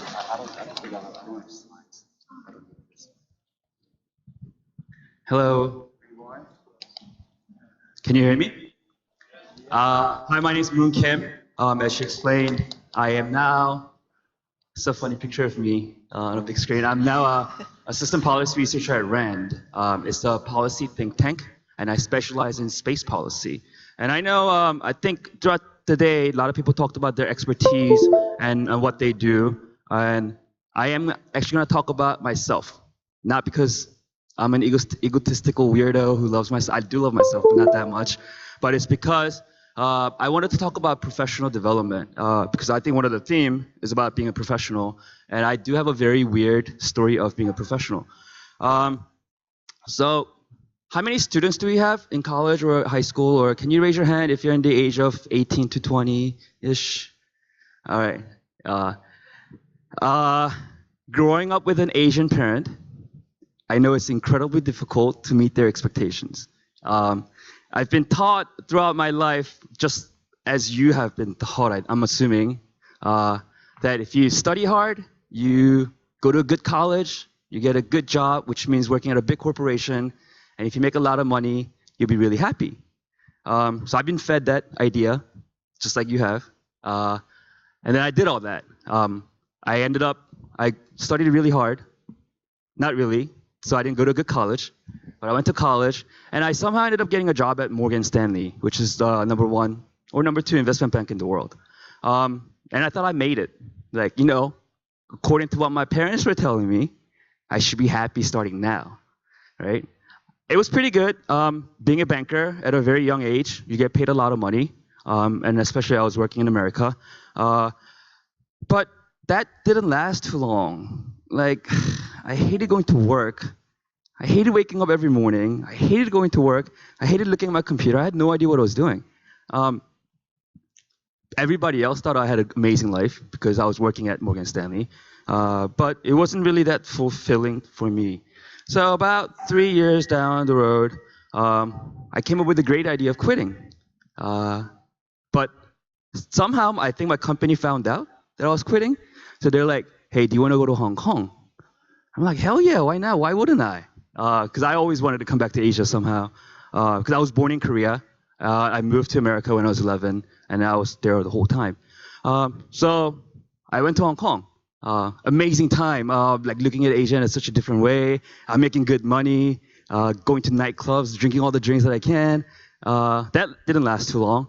So after 1 year, I decided to quit again. Somehow my company found out again. And they're like, hey, do you want to go to Seoul, Korea? I'm like, damn, that's the place of my dream. Of course I want to go to Seoul, Korea. So instead of quitting my job, I went to Seoul, Korea, and worked for 3 more years. About the 6th or the 7th year of my career, I really began to start questioning myself. I was at the age of 28, thinking, so what am I doing with my life? Like, what does it really mean for me to be at Morgan Stanley, working as an investment bank, I make a lot of money, but like, I don't even think I deserve all that money, quite honestly. And then I started questioning the fundamental ideas of what does it mean to be living? Like, what makes me happy? And it wasn't working at Morgan Stanley. It wasn't making that much money. It wasn't anything, any of those. So I started to think, what do I really like? I know you think about it a lot in college or in school. Your age of 20-something. You start thinking like, what the hell am I doing in my life? Like, what do I do with this? And I went through the same question, and I finally decided to quit. But I decided to quit going back to school, studying space policy. And I told my mom, and she just went crazy. She's like, what? You're 28, you need to get married, you're quitting your job, and what are you gonna do? You study. Study what? And I say, space policy. It's like, what does that even mean? Like, despite her telling me not to go, to get married, live that standard life, because that's supposed to give me happiness, I decided to go against her and my dad. So I quit.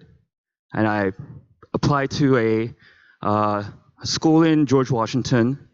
So space policy is a very small field. I'm not an engineer, so I can't do anything space engineering related. But I got into this school at in Washington, D.C. called the Space Policy Institute at the George Washington University. And it was fun. Not working was fun. Not going to Morgan Stanley was fun. I was making 0 money, but it was still fun. So I asked my professor, I'm like, who's now at the White House running the US space policy, basically. I asked him, so why did you take my application? Why did you select me? And he said, I wanted to see how crazy you were. He was like, why would you leave Morgan Stanley for shit like this? So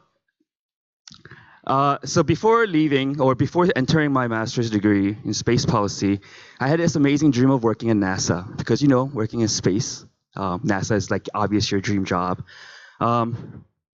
6 months later, I was hired by NASA, which is interesting. And people ask me, like, how did you get into NASA? I applied online and went to the interview. Yeah, so I started my job at NASA. It's an incredible place to be in. I'm not making spacecraft, but I'm helping people make spacecrafts. And I actually find out like I have a reason to live. I feel like I know what I'm doing in my life. I feel like I'm contributing to something greater than myself. I feel like I'm actually living, finally. So my mom was happy again that I got a government job. I don't think it was because I was working at NASA. It's because I was working for the government. She loved it. Little did she know, I came up with a plan to quit again and study more to get a PhD. So I told my mom again, hey mom, working at NASA is great. So I worked there for 2.5 years at this moment.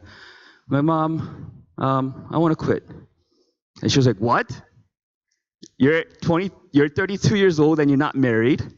You're quitting your government job for a PhD. For what?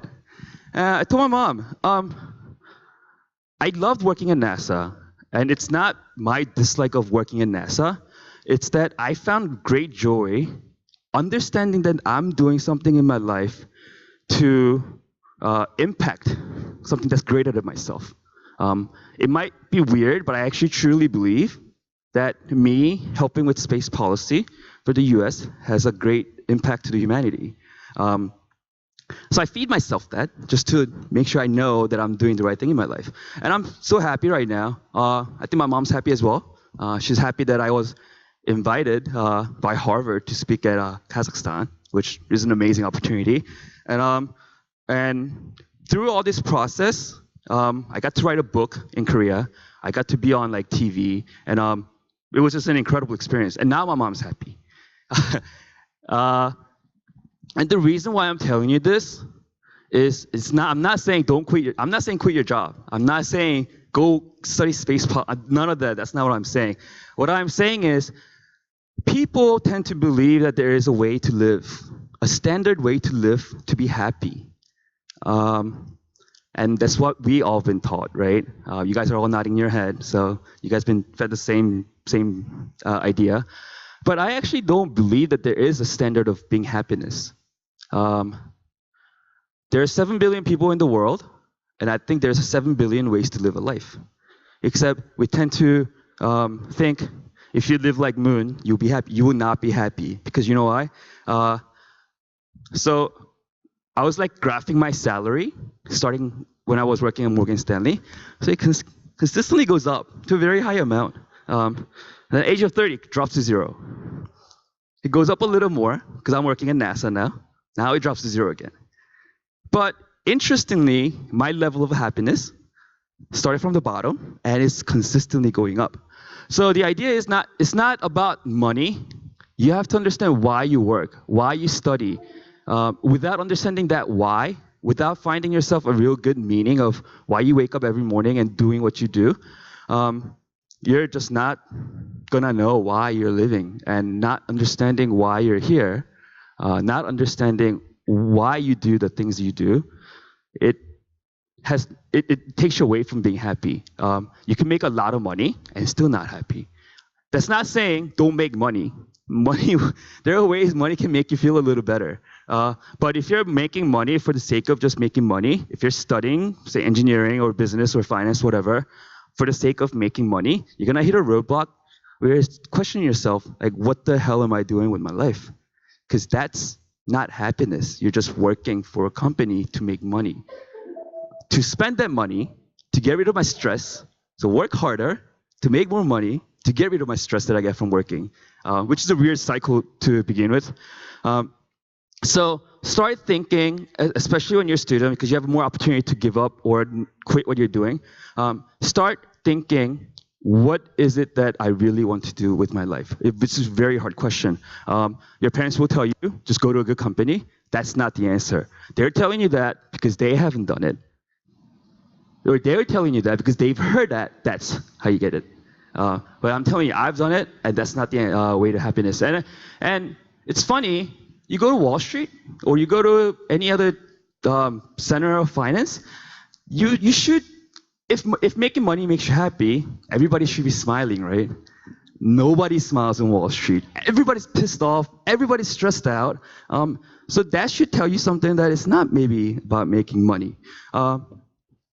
Making money is important because you have to feed yourself, you have to feed your family, you have to be able to have a means of buying things, but that shouldn't be the reason why you work. Because otherwise, you're spending, 10 hours at work, 8 hours at work, and that 8 hours a day is like 1/3 of your life, and you're not happy. I'm saying 1/3 because, 24 hours, because you're not that happy for 1/3 of your life, and then you're supposed to live for happiness.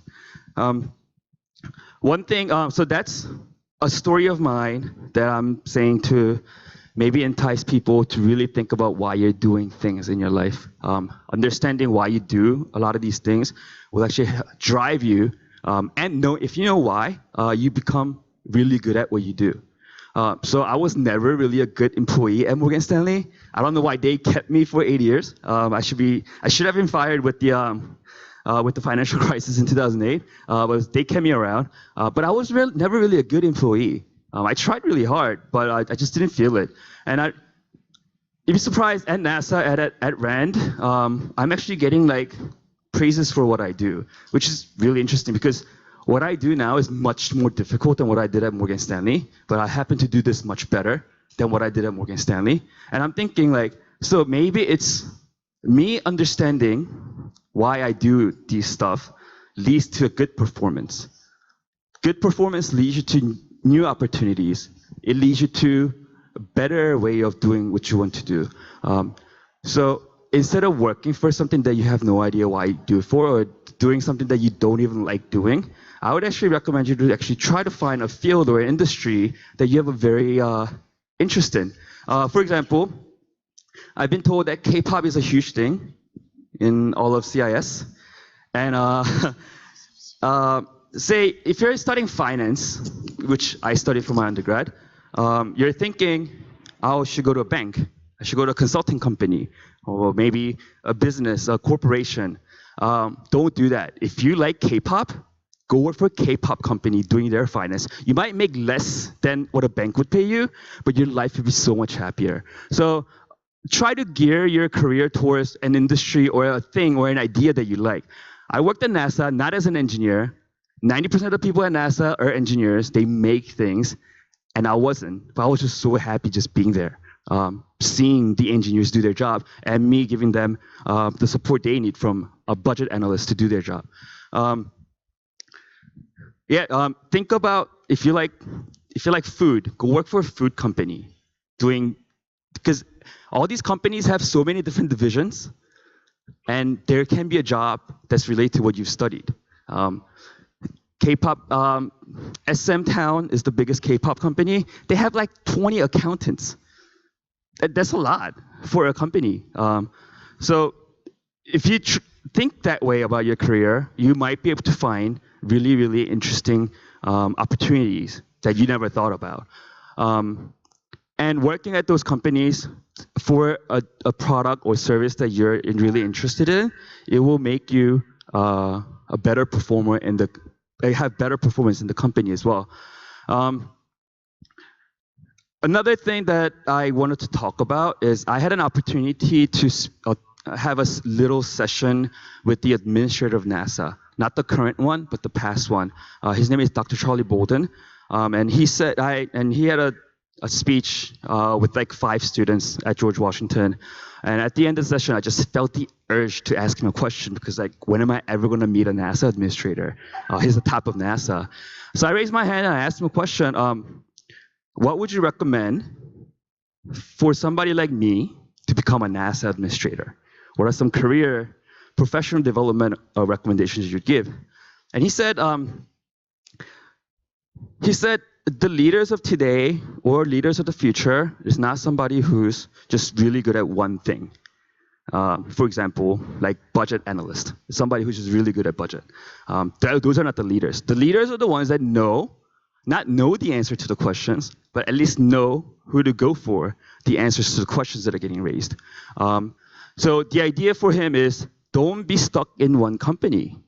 Don't just think about a position at a company. He said, move around. He said, go work for the government, go work for the industry, go work for a think tank, a research center. And he said, go around. And he said, then you're going to be at a position where you actually have you know where to get the answers to everything that's getting raised. And you are going to be the only person that knows everything, knows the people with the answers. So his idea stuck with me, and I started thinking, and that's when I quit NASA, by the way, because I wanted to go work for a think tank and get a PhD. So that stuck with me a lot, and people have asked, so you quit Morgan Stanley, you quit NASA, what are you gonna do after you get a PhD? He's like, And my answer is I'm not thinking about my future in a way that like, oh, I want to be in that company at that position. That's not my goal. I have a greater goal. My goal is to make the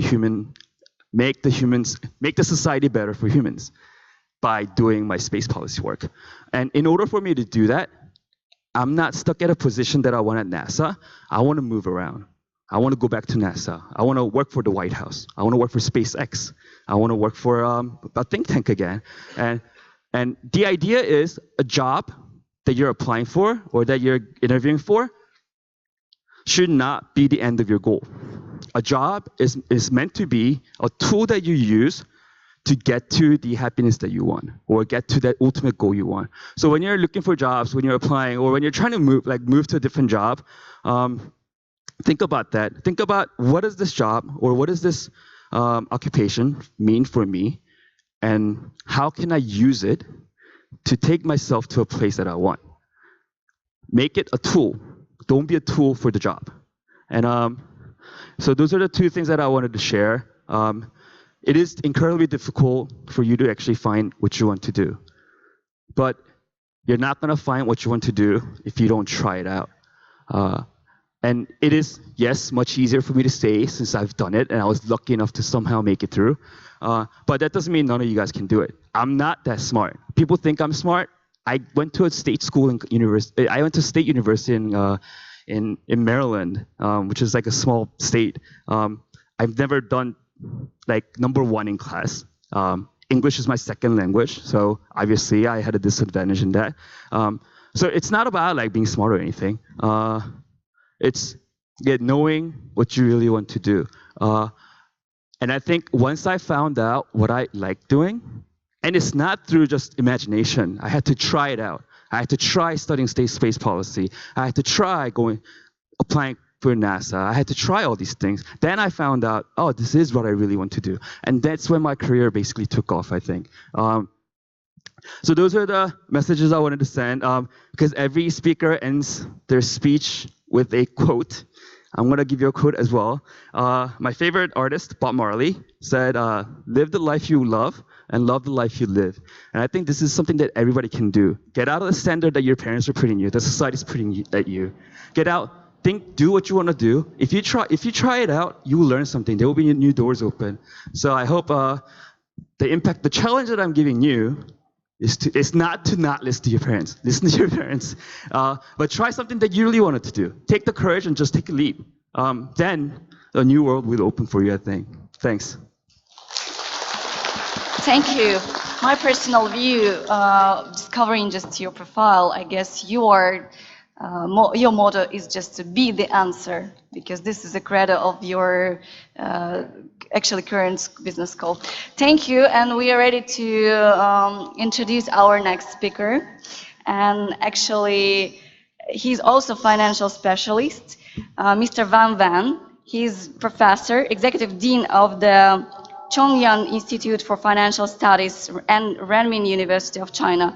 And he will be speaking about the global flow of Chinese opportunities and challenges.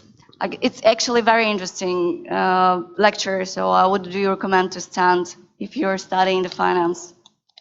Thank you. Stage is yours. Thank you so much for having me. My name is Wang Wen from Beijing, China. I know this dinner time maybe can waste your time. I just try my best to share very short time. The topic is the organizer requested me to share. So I always think, okay, this is a very hot topic. Talking about the money, talking about China capital, talking about rising China. So how can I do? So I prepare. I really prepare my PPTs to you. It's very new. But the story is from a very interesting database, I'll say. Let me check. Yes, next page.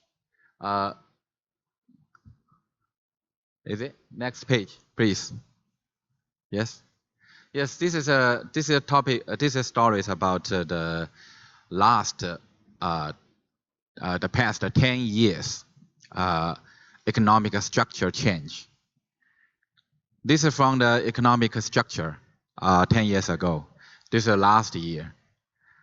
How about the last decade's change of the economic growth? One of our misperceptions is that in the past 10 years, the US decline, the China is rising. Yes, it's only 50% right. But seeing that in the green color is US economy sharing of the world. From 10 years ago, 23% to 24%. That means in terms of the economic sharing of the world economy value, the US didn't decline. US didn't decline in the past 10 years. Because 10 years ago, we all know the financial crisis. So how about China? 10 years ago, China's economic share of the world is 70%. And last year is 60%. So that means China rise very, very quickly. But which countries declined in reality in the past 10 years? So it's Japan, Germany, France, Britain, Italy, Canada. This side, the sharing. So this is the reality of so-called adjustment of the global economic and financial structure change. This is my. So next page, please. Please, next page. I don't know why. Okay. Yes.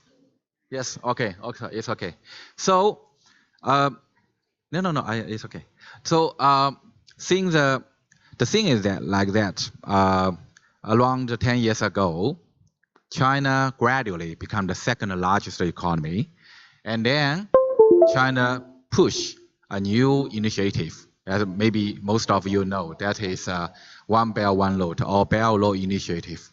Now, 6 years passed of the BRI, China pushed a lot of projects in all around the world. A lot of. I don't want to launch it one by one. Why? Because they like that. This is what I want to share with you, is that China's capitals, OFDI, grew up very, very quickly, from especially from 10 years ago. In 2008, 2009, 2010, so many China capital go overseas and invest each countries. So this is a real. In the past, in the 1980s, 1990s are very low, right? This is a real reality. And then, what's the structure? China's FDI. One of these infrastructure, industrial, and real estate. This is the structure of the China's OFDI. And now, how about the distribution of the China FDI in areas? Nearly 70%, around 60% in the past 5 years, we focus on the Asia. So China OFDI, most of the OFDI of China focus on the Asia. So Kazakhstan here, a lot of investment is from China. And then this is a function of influence of China's FDI. So China FDI produced huge jobs and also produced huge economic growth. And then look at this. What about this? This is a lot of countries' currency. In this currency, there are a lot of infrastructure projects. For example, the first is a Thailand currency. Thailand currency shows a very famous Thailand bridge. The second, how about that? Tajikistan shows the Tajikistan library, national library. And the third one talking shows about Sri Lanka. Sri Lanka is the coal power station. And then the fourth Kuwait. The Kuwait, the central bank building. A lot. Kenya, Sudan, Algeria. A lot of. What's a similar characteristics? All the infrastructure, all the buildings constructed by China company. All You didn't know, right? I tell you the reality. You cannot imagine all the currencies, the infrastructure. So it's very interesting. So I think that I know you are so international. You often read the Western media, but as President Trump said, a lot of Western media they are fake news. Really, I agree with President Trump saying.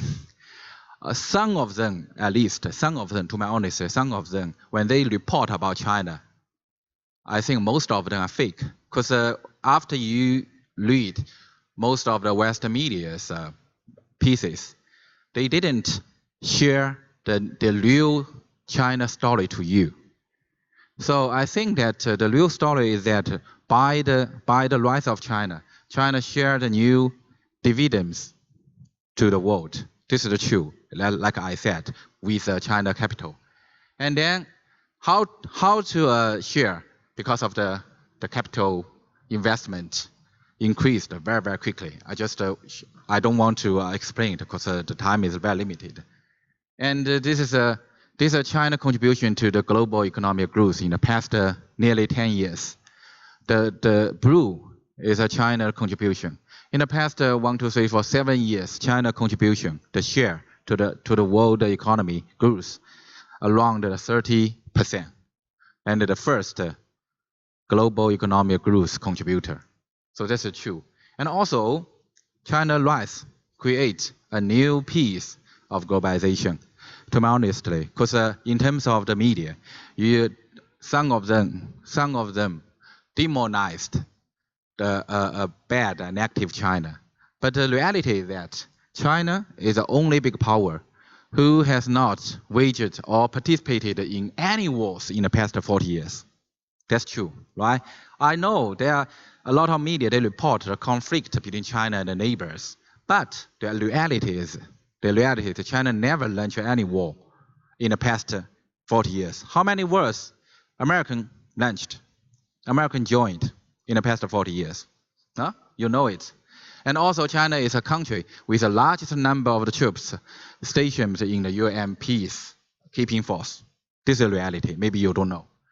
And also, but I don't want to praise 100% to China. I have to share the challenges of China's rise, as well as China capital go overseas. These are 5 points. There are 5 points I want to with you is the challenges of China FDI. First is the uncertainty of the China-US trade conflict. You know, this is a very big challenge. You know it, right? It's a very hot topic. So every day, now every day, President Trump, Twitter, right? Twitter about China. But the other thing is, you know it. On the other side, for China side, our President Xi, never talking about President Trump publicly. We keep silence. Why? Because China don't want to be the second Soviet Union. So the Soviet Union, many years ago, Soviet Union, responded with a Cold War with the US many years ago. But China don't want to be the second Cold War. So China always keep silence, keep patience. So we want to try our best to solve the problem. That's first. Second is sustainable of the China development. Yes, now we face our challenge. 10 years ago, 7 years ago, China's economic growth always keep at 10%, but now we only have the 6 to 6.5%. We slow down very quickly. So the biggest challenge for us is that on the one hand, we have to go overseas, but on the other hand, that is, we have to keep our sustainable economic growth. That's the second point.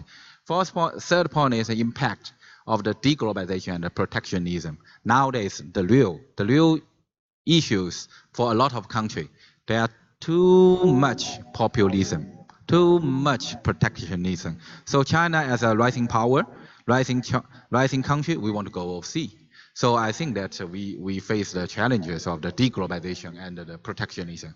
And the fourth is governance capacity of the local countries. For example, we want to invest. China want to invest the local one countries, but the country, maybe the domestic governance is not very good. So the investment will face the very big challenge. Fifth is reform of the globalization, global governance systems. Now, the global governance system is not unfair. It's not very good. It's the system dominant by the West, by the U.S. So maybe we need reform it for represent for the emerging countries' interest and the developing countries' interest. So this is what I want to share with you about the channel, about challenges. And final pages. Final page is about suggestion. So I think as a Chinese, I'm a very local Chinese. I'm a very traditional Chinese. I'm not international. I never go overseas for studying. I'm a local Chinese professor. But the problem is that in the past 10 years, I often go overseas, including, for example, this city, Astana, now is Nur-Sultan. I have been here for, this is my third or fourth time here. And each time I came here, I found, oh, the city was changing. I feel very, very, very glad about to see the cities change. Now, so many developing, emerging countries, so many countries, they wake up and they develop themselves. I think this is very good. You know, it's very interesting. We're talking about history, because since the end of the World War II, 70 years ago, in the world, there are only around 100 countries. But 70 years passed. Now, in the world, there are around 200 countries, right? They produced 100 new countries. But the problem is that in the past 70 years, those poor countries, most of them were still very poor. But those developed countries, they are still the developed country. But except one or two or three countries. One is Korea. Korea 70 years ago is very poor, but now Korea is very rich. And the second, maybe China. China, even 40 years ago, is very, very poor, but now China, huge population, the largest population in the world, is something like 20 or 25 or nearly 30 times population than Korea. But now China totally changed, as Jonathan right now said. So I think that don't 100% believe in media reporting. Just look and see what happened in China. So the first point is trust China's future. So you can see why this country, huge population, huge lands, only one party system. I know maybe some of you don't like the one party system, but it's a reality. It's a reality. But in a very short times, China totally changed. So how about future? Trust it, maybe. You can go visit and see.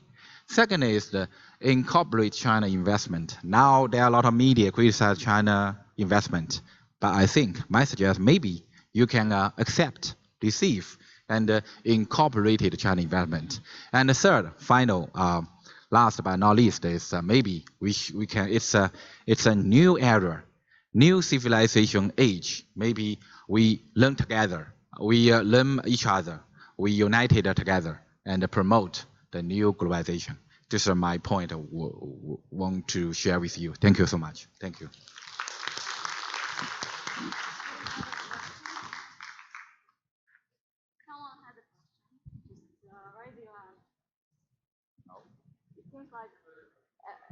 Okay. Please give the phone microphone. We see that you advertise China, some propaganda of China. We know we want to make you sure that we know a lot about China, and we watch a lot of news and from the United States and other news. But the main question I want to ask you, you said you're a local China man. In this case of China's improvement in Chinese how to say, is this Chinese growth of economy and investments in other economies, what threats do you see for the countries of these other countries, because they have their political interests, economic interests? Do you see, like you are watching from your side, the side of your country, but if you see it from the side of Kazakhstan or from, for example, Uzbekistan, what threats do you see from this influence? Do you see or not? Well, I'm not very clear. Understand your question. So, sorry. Threat. Growth. Oh, threat. China threat. Right. Yes. Yeah. For countries. Yes. Do you see them or not? Of course, of course. I think it depend how. That's why my conclusion is that it's not propaganda. It's just my personal individual viewpoint to you. Because I, as a local peer Chinese, I always I eager to know what about the world perspectives on China. So I read the newspaper of the Western world on China. So I suddenly found that most of them, the media reporting about China are negative and influence to you, like you, people, young people like you, and describe a negative China. So that's why what I want to share with you, because you are rising younger generations. I want to use you trust China. Of course, about threat, I think it depend your idea. If you watch, or if you identify, or if you thinking one country is a threat, right? You will say, oh, here always a threat. So, and that's the first point. Depend your idea. Second point is that I think China as a huge power, huge countries. I have to say with you is that we are very weak for international communication. Very weak in international communication. So I always suggest my government, our government, that is, the government, China government should be a good international communicators to the world. That's second. Third is I have to very honestly tell you is that China with a long civilization, but China is a very young international actors. We still push the mutual learning. Yeah. Push the mutual learning. So I think always in the past 40 years, why China grew up very quickly? Because China learned from the world.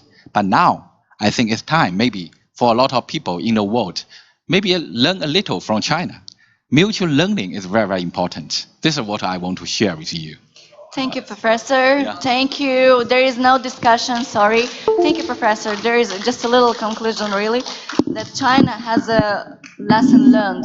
This we should just take a note and just as a project management said, you just need to look back, make a go back iteration and just to improve the new skills you know about the past in your upcoming future. Thank you, Professor. And I want to announce the last but not the least speaker. She's marked as Forbes 30 under 30 years. She's our entrepreneur, the Kazakhstani citizen, Alena Tkachenko. Maybe you know her as for the project Love to Code, and she's our one of our partner and inspiring person for the BCPD and for all the young people. So welcome to the stage, Alena Tkachenko. Thank you. Sorry. Oh, okay. Hey guys, I'm really happy to see all of you here. I'm really surprised that there is still people here, to be honest. I'm very happy about this. Today I'm going to talk about our launch, and as a company we primarily focus on the US market and also on the Southeast Asian markets. Do you hear me well? Okay, So we focus on these markets. But before I start, I just wanted to tell my biography like really shortly. So basically, I'm the person coming from Shymkent. I studied in Almaty at Kaznu University, and then I moved to work for Procter & Gamble, first in Almaty, then in Moscow. Then I worked with Google and Yandex, came back to Kazakhstan because my guy just refused to go to Moscow, so I decided, okay, let's come back to Almaty. And this is how I ended up doing this, because I didn't want to do something local. And I think the one thing that you might really remember from the speech is that Kazakhstan is 17 million people, Moscow is 17 million people. There should be something wrong, right? Okay, let me try it. Nope. Okay, so just a very brief intro of what is Nomi. Nomi is a hardware device. We focus on providing internet globally. So whenever you go abroad, you don't need to switch SIM cards. This is how it looks like.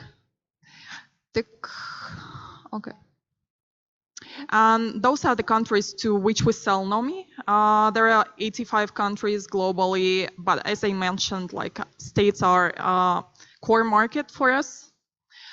And that's how we looked like at the very end of 2016, then 17 and 18, 19 right now. So we started with $4,000, which is not a lot for the Q4. Then we moved to having a company incorporated in states. And I'll tell why we have chosen states. We raised a small angel round. We earned 28,000. Then 2018 happened, and our revenue grew to 150K, and we raised a seed round of roughly 700,000. So the first question that I would ask myself, talking about Kazakhstan versus non-Kazakhstani market, is to understand how often your product will be used. If it's often, if it's something that is like bread or coupons or tickets to the cinema or something else, then probably Kazakhstan could be your market. Second option is you're just trading. You're doing arbitrage trading in between, I don't know, like you're trading oil and gas, or in agriculture, or doing something else like this. Then you can do something in this area. Otherwise, it's better to look at something beyond Kazakhstan. Second thing to consider is to choose your region. And how you choose depends on you, obviously, but how you can make it, you can first look at the population of the region.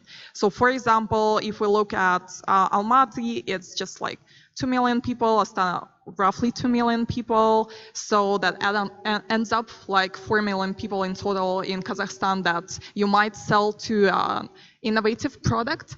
For Central Asia, we have 71 million CIS, 240 further. So first of all, check your population. Second, check the language, because sometimes we have cultural barriers. Sometimes we have language barriers. And it's obviously easier to launch for us in Russia or in Uzbekistan or in Kyrgyzstan versus just going somewhere to states, right? Third thing is consider how fragmented is the region. Because often people tend to say, hey, we're going to launch in Europe, or we're going to launch in Southeast Asia, Singapore, Malaysia, Hong Kong.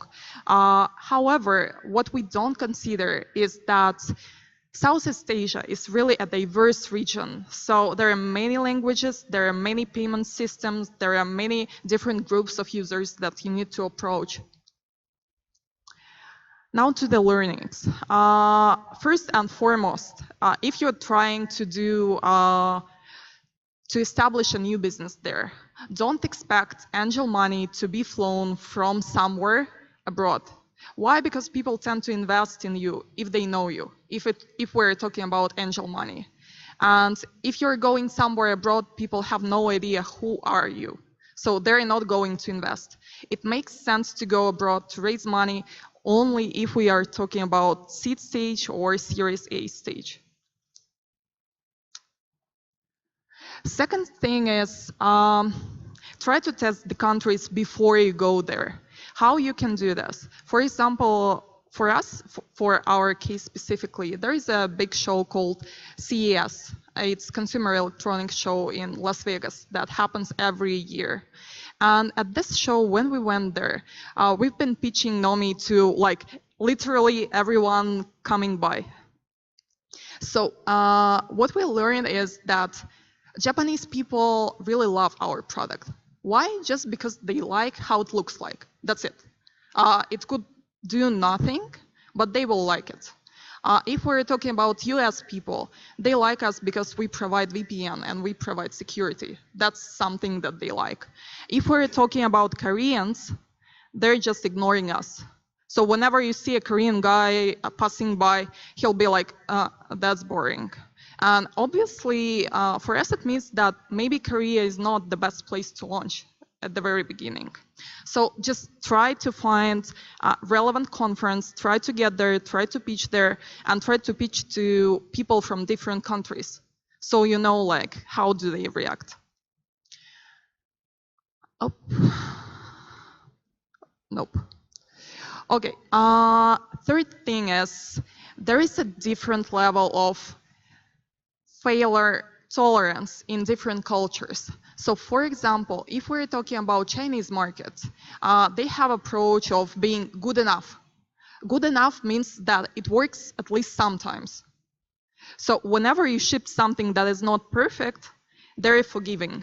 And you can come next day to the same customer where you had some kind of problem and tell him like, hey, we just got better. Please try us another time. And he'll be in. If we're talking about European markets, they're more stabilized. So they will ask you to bring perfect product to the table. And if you do something wrong, they will remember it. And they will tell you like, no. You did something wrong. So we're not working with you any longer. That's it. Sorry, bye. Same comes to the service level. Because for example, for us, Japanese customers are the best customers. Again, even if something doesn't work properly, they're kind of like, sorry. Can you please solve it for us? And whenever you solve the trouble, they're really happy, they're thankful, and I believe that's a part of their culture. But if we're talking about US market, it's totally different. So I have a story here. When I traveled from New York to California, I lost my luggage. Basically, that was a hotel staff that lost it, so it was their trouble, and I just wrote to them, said like, hey guys, can you please send me my luggage? They didn't reply, and then I sat down with the girl from States, and she told me like, now Alena, you need to learn how to write properly this kind of letters to the hotel. What we wrote was literally, hey guys, you just lost my luggage. It's hot there. I don't have any clothing to wear.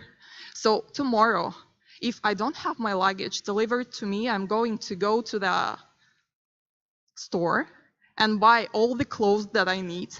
And I will have the check, and I will send this check to you, and you'll pay it. So this is how you do it in the States. And this is how our customers are talking to us whenever we ship something to States. If something doesn't work, they will be like, hey guys, you just need to do like everything. So account for this. Fourth, okay, that's a case for me. Double check your English. Even if I speak well enough to be understood, if I speak well enough to be understood not only here but in States, my English is still not native. And whenever we create any kind of communication or emails or something like this, we'll need somebody to proofread the whole story. Because otherwise we'll just get a letter from our customers saying like, hey guys, probably you need proofreader. I can do this for you, but this is how much it costs. Okay, fifth point is that whenever you go global, you really become politically aware. Why? Because you depend on this. For example, for us, we have manufacturing in China. We're shipping to States. China-US relations are not that good, so we have extra payments to do. Second thing is we need to know how to communicate, how to establish company, how to do visa, how to do everything. I have a special tip for US, like for States markets. If you're targeting this specific market, that is basically there are not so many Kazakhstani people over there. If you're from Kazakhstan, there are plenty of groups of like Kazakhs in Silicon Valley, Kazakhstani people in New York, Kazakhstani people somewhere else.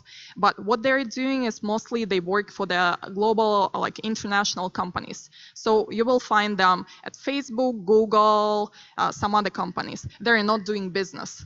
So whenever you have a real business question, it's better to go to Ukrainian communities or other like Russian-speaking communities. Specifically, could be Armenia.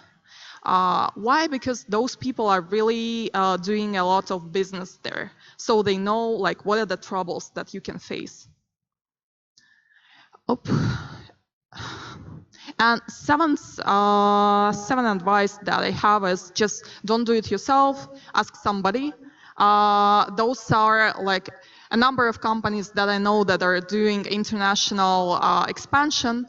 They're all startups, they're all young, so they're easily approachable. If you're focusing on like Singapore, Southeast Asia, go for Clockstart. Sarka is for European Union. There are a couple of companies focused on Russia market, but just don't do it yourself.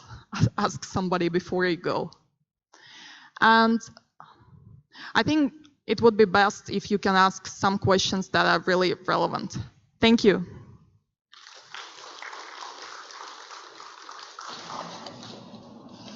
Do we have questions? Yeah.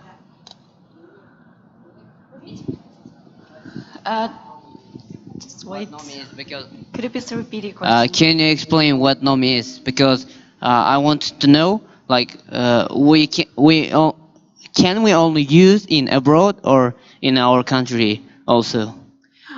So basically, to put it simply, what we're saying is we want to become Uber for your internet, because whenever you take Uber, nobody asks you what should be the level of gasoline in the car that is coming, and what should be the route that you're taking. But whenever it comes to the Wi-Fi and LTE, then you're checking like what's the data plan that I'm using, like what should be the data plan whenever I go to EU or States or somewhere abroad.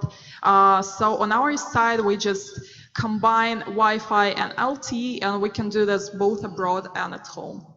We have a huge Wi-Fi database, so it's about 5 million passwords. And whenever you come to the cafe, you don't need to ask for the password, like, hey, please tell it to me.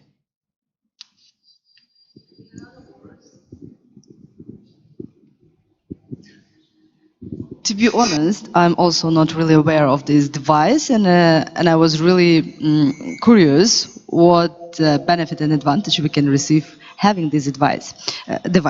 So basically, you don't need a SIM card, you don't need anything to connect to the network. You just come over to any place. So this device will connect to the Wi-Fi network of this location, let's say restaurant, bar, whatever, airport, and it will easily connect it and provide you the internet.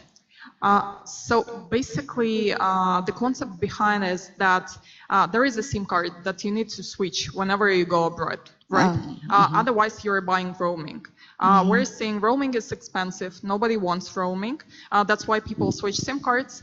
Why do we switch SIM cards? It's not because it's needed technologically. It's because telecoms do not want you to switch SIM cards. That's why it's so troublesome. But you don't need to have it. In Nomi, there is a chipset that just connects to the local telco.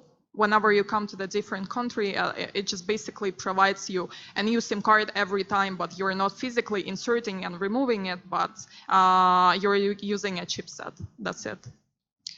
Where this application was developed, the device, So I was like, I mean, initially. So, you know, we have a perception that every device in the world was created somewhere in China, in America, somewhere. So who developed this magic device? Okay, we took all the similar devices, we tested them. Most of them are from China. We improved on them. This is what I call like incremental innovation. So it's not innovation, it's more on the incremental innovation side.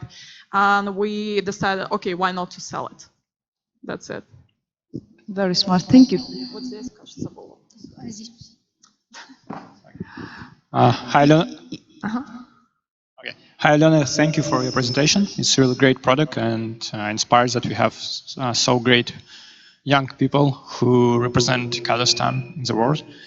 So the question is, you have been collaborating with young people, Kazakhstani young people, and I also see people in Kazakhstan and interacting with people from abroad.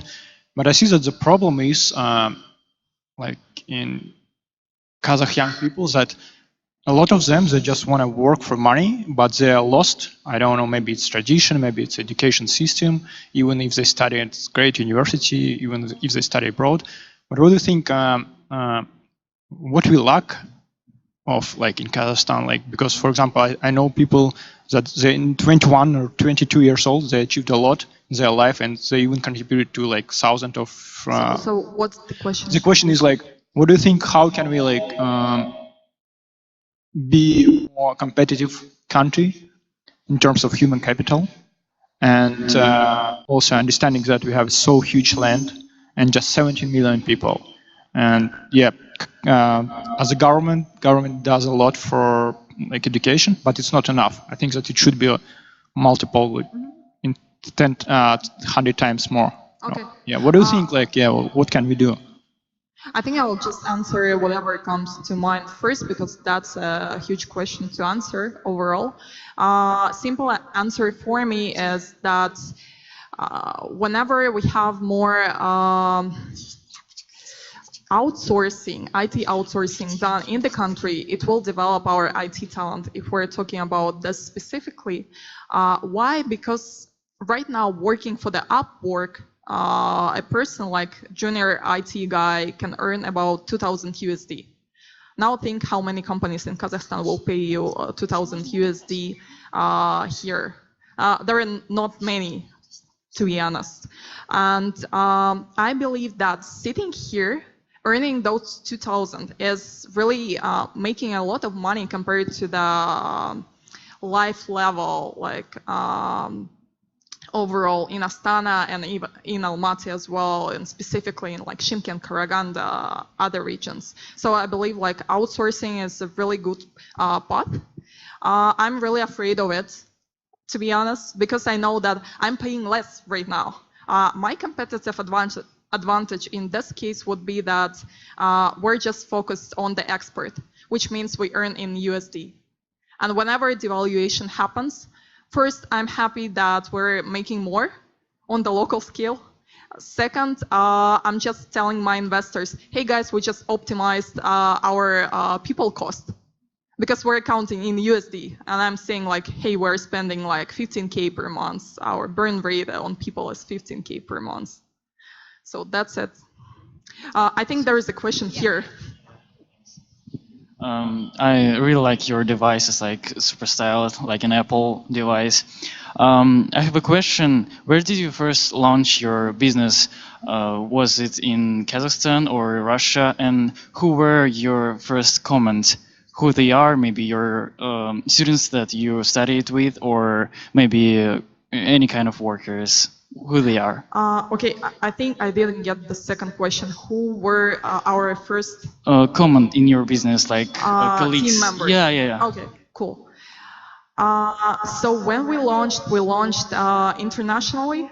We decided not to go like Kazakhstan then global. Why? Because I think that's a big trouble. Like many companies, many people would say, I would do Kazakhstan first. I will just test the ground and then I'll go global. But what happens really is that if you grow, you have business here. You have something to lose here. And you don't want to go abroad and do something because you have something tangible, real, making money, etc. So like our way was just to do crowdfunding. Let's see how it goes. Went well. On the second thing, on the team members. So my co-founder, we just met at the conference, and we talked a lot about importance of being focused on the global market.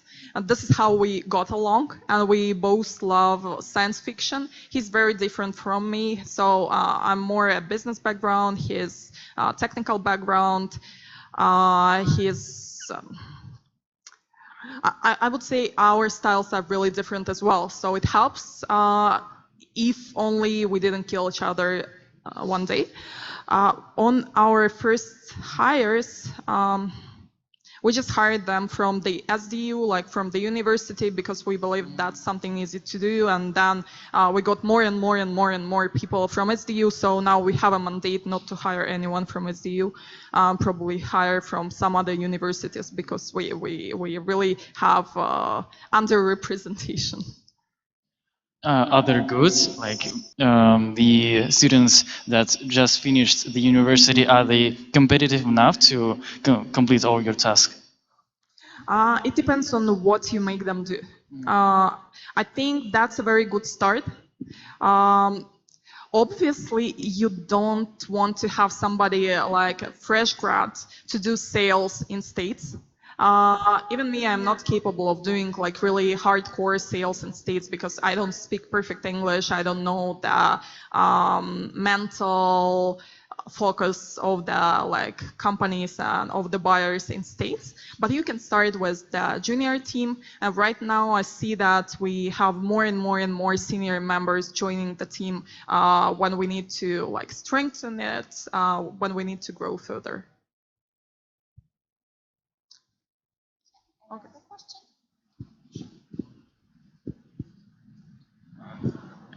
Thank you for your presentation. It's very interesting. Just one question about from your speech. I understood that you traveled a lot, you have a wide background, and you said that you noticed that in the United States, in the CIS communities, they're not so. Not in CIS communities in United States.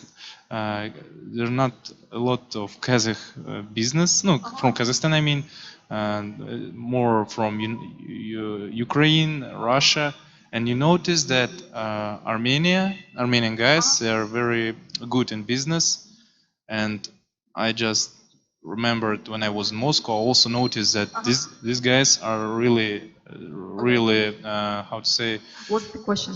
The question is, what do you think? What is the secret of these Armenian guys? Because they also from the Soviet Union. They from 1991. We all were in the equal circumstances, and why they from after 30 years they just your opinion, why they become so okay, to answer the question was why Armenians are so cool in business, so you can see them in Moscow and in States and somewhere else. The answer, like on my side, the answer is I have no idea. Like really, I have no idea. But I think our trouble, our common trouble, is that we tend to believe that Kazakhstan is a big market, just because of the size of the country that we have. We just believe it's a huge country. But then, if you just decide to count properly, you will say, let's say I'm selling Nomi. And that's a high-tech product. So what I do, I take 17 million. I remove half because those are rural people. It would be 8 million left. Then I remove kids and old guys and ladies. So it's like 4 million. Then I remove those who don't earn enough money. It would be like 1 million. Then I remove those who don't really travel anywhere outside of Kazakhstan besides probably Turkey. 100,000, and then I will have a very small market. So that's the truth. That's why I'm saying that at the very beginning you need to understand like what kind of product do you sell. Thank you. I guess we'll finish. Thank you, Alona, for your participation. Thank you for inspiring speech, and we're hoping you and wishing you the big success in the global markets. Anyways, guys, I'm somewhere around, so you can catch me up. Thank you. Thank you. First of all, big applause to those who stayed until the end. You're really the brave hearts, the very, very thank you for all the time you spent with us. I want to also invite to the stage the organized committee who made this event happen and possible. Please, girls, Aigul, Mireille, who else who stay there behind the scenes. Thank you for you. All the applause is for you.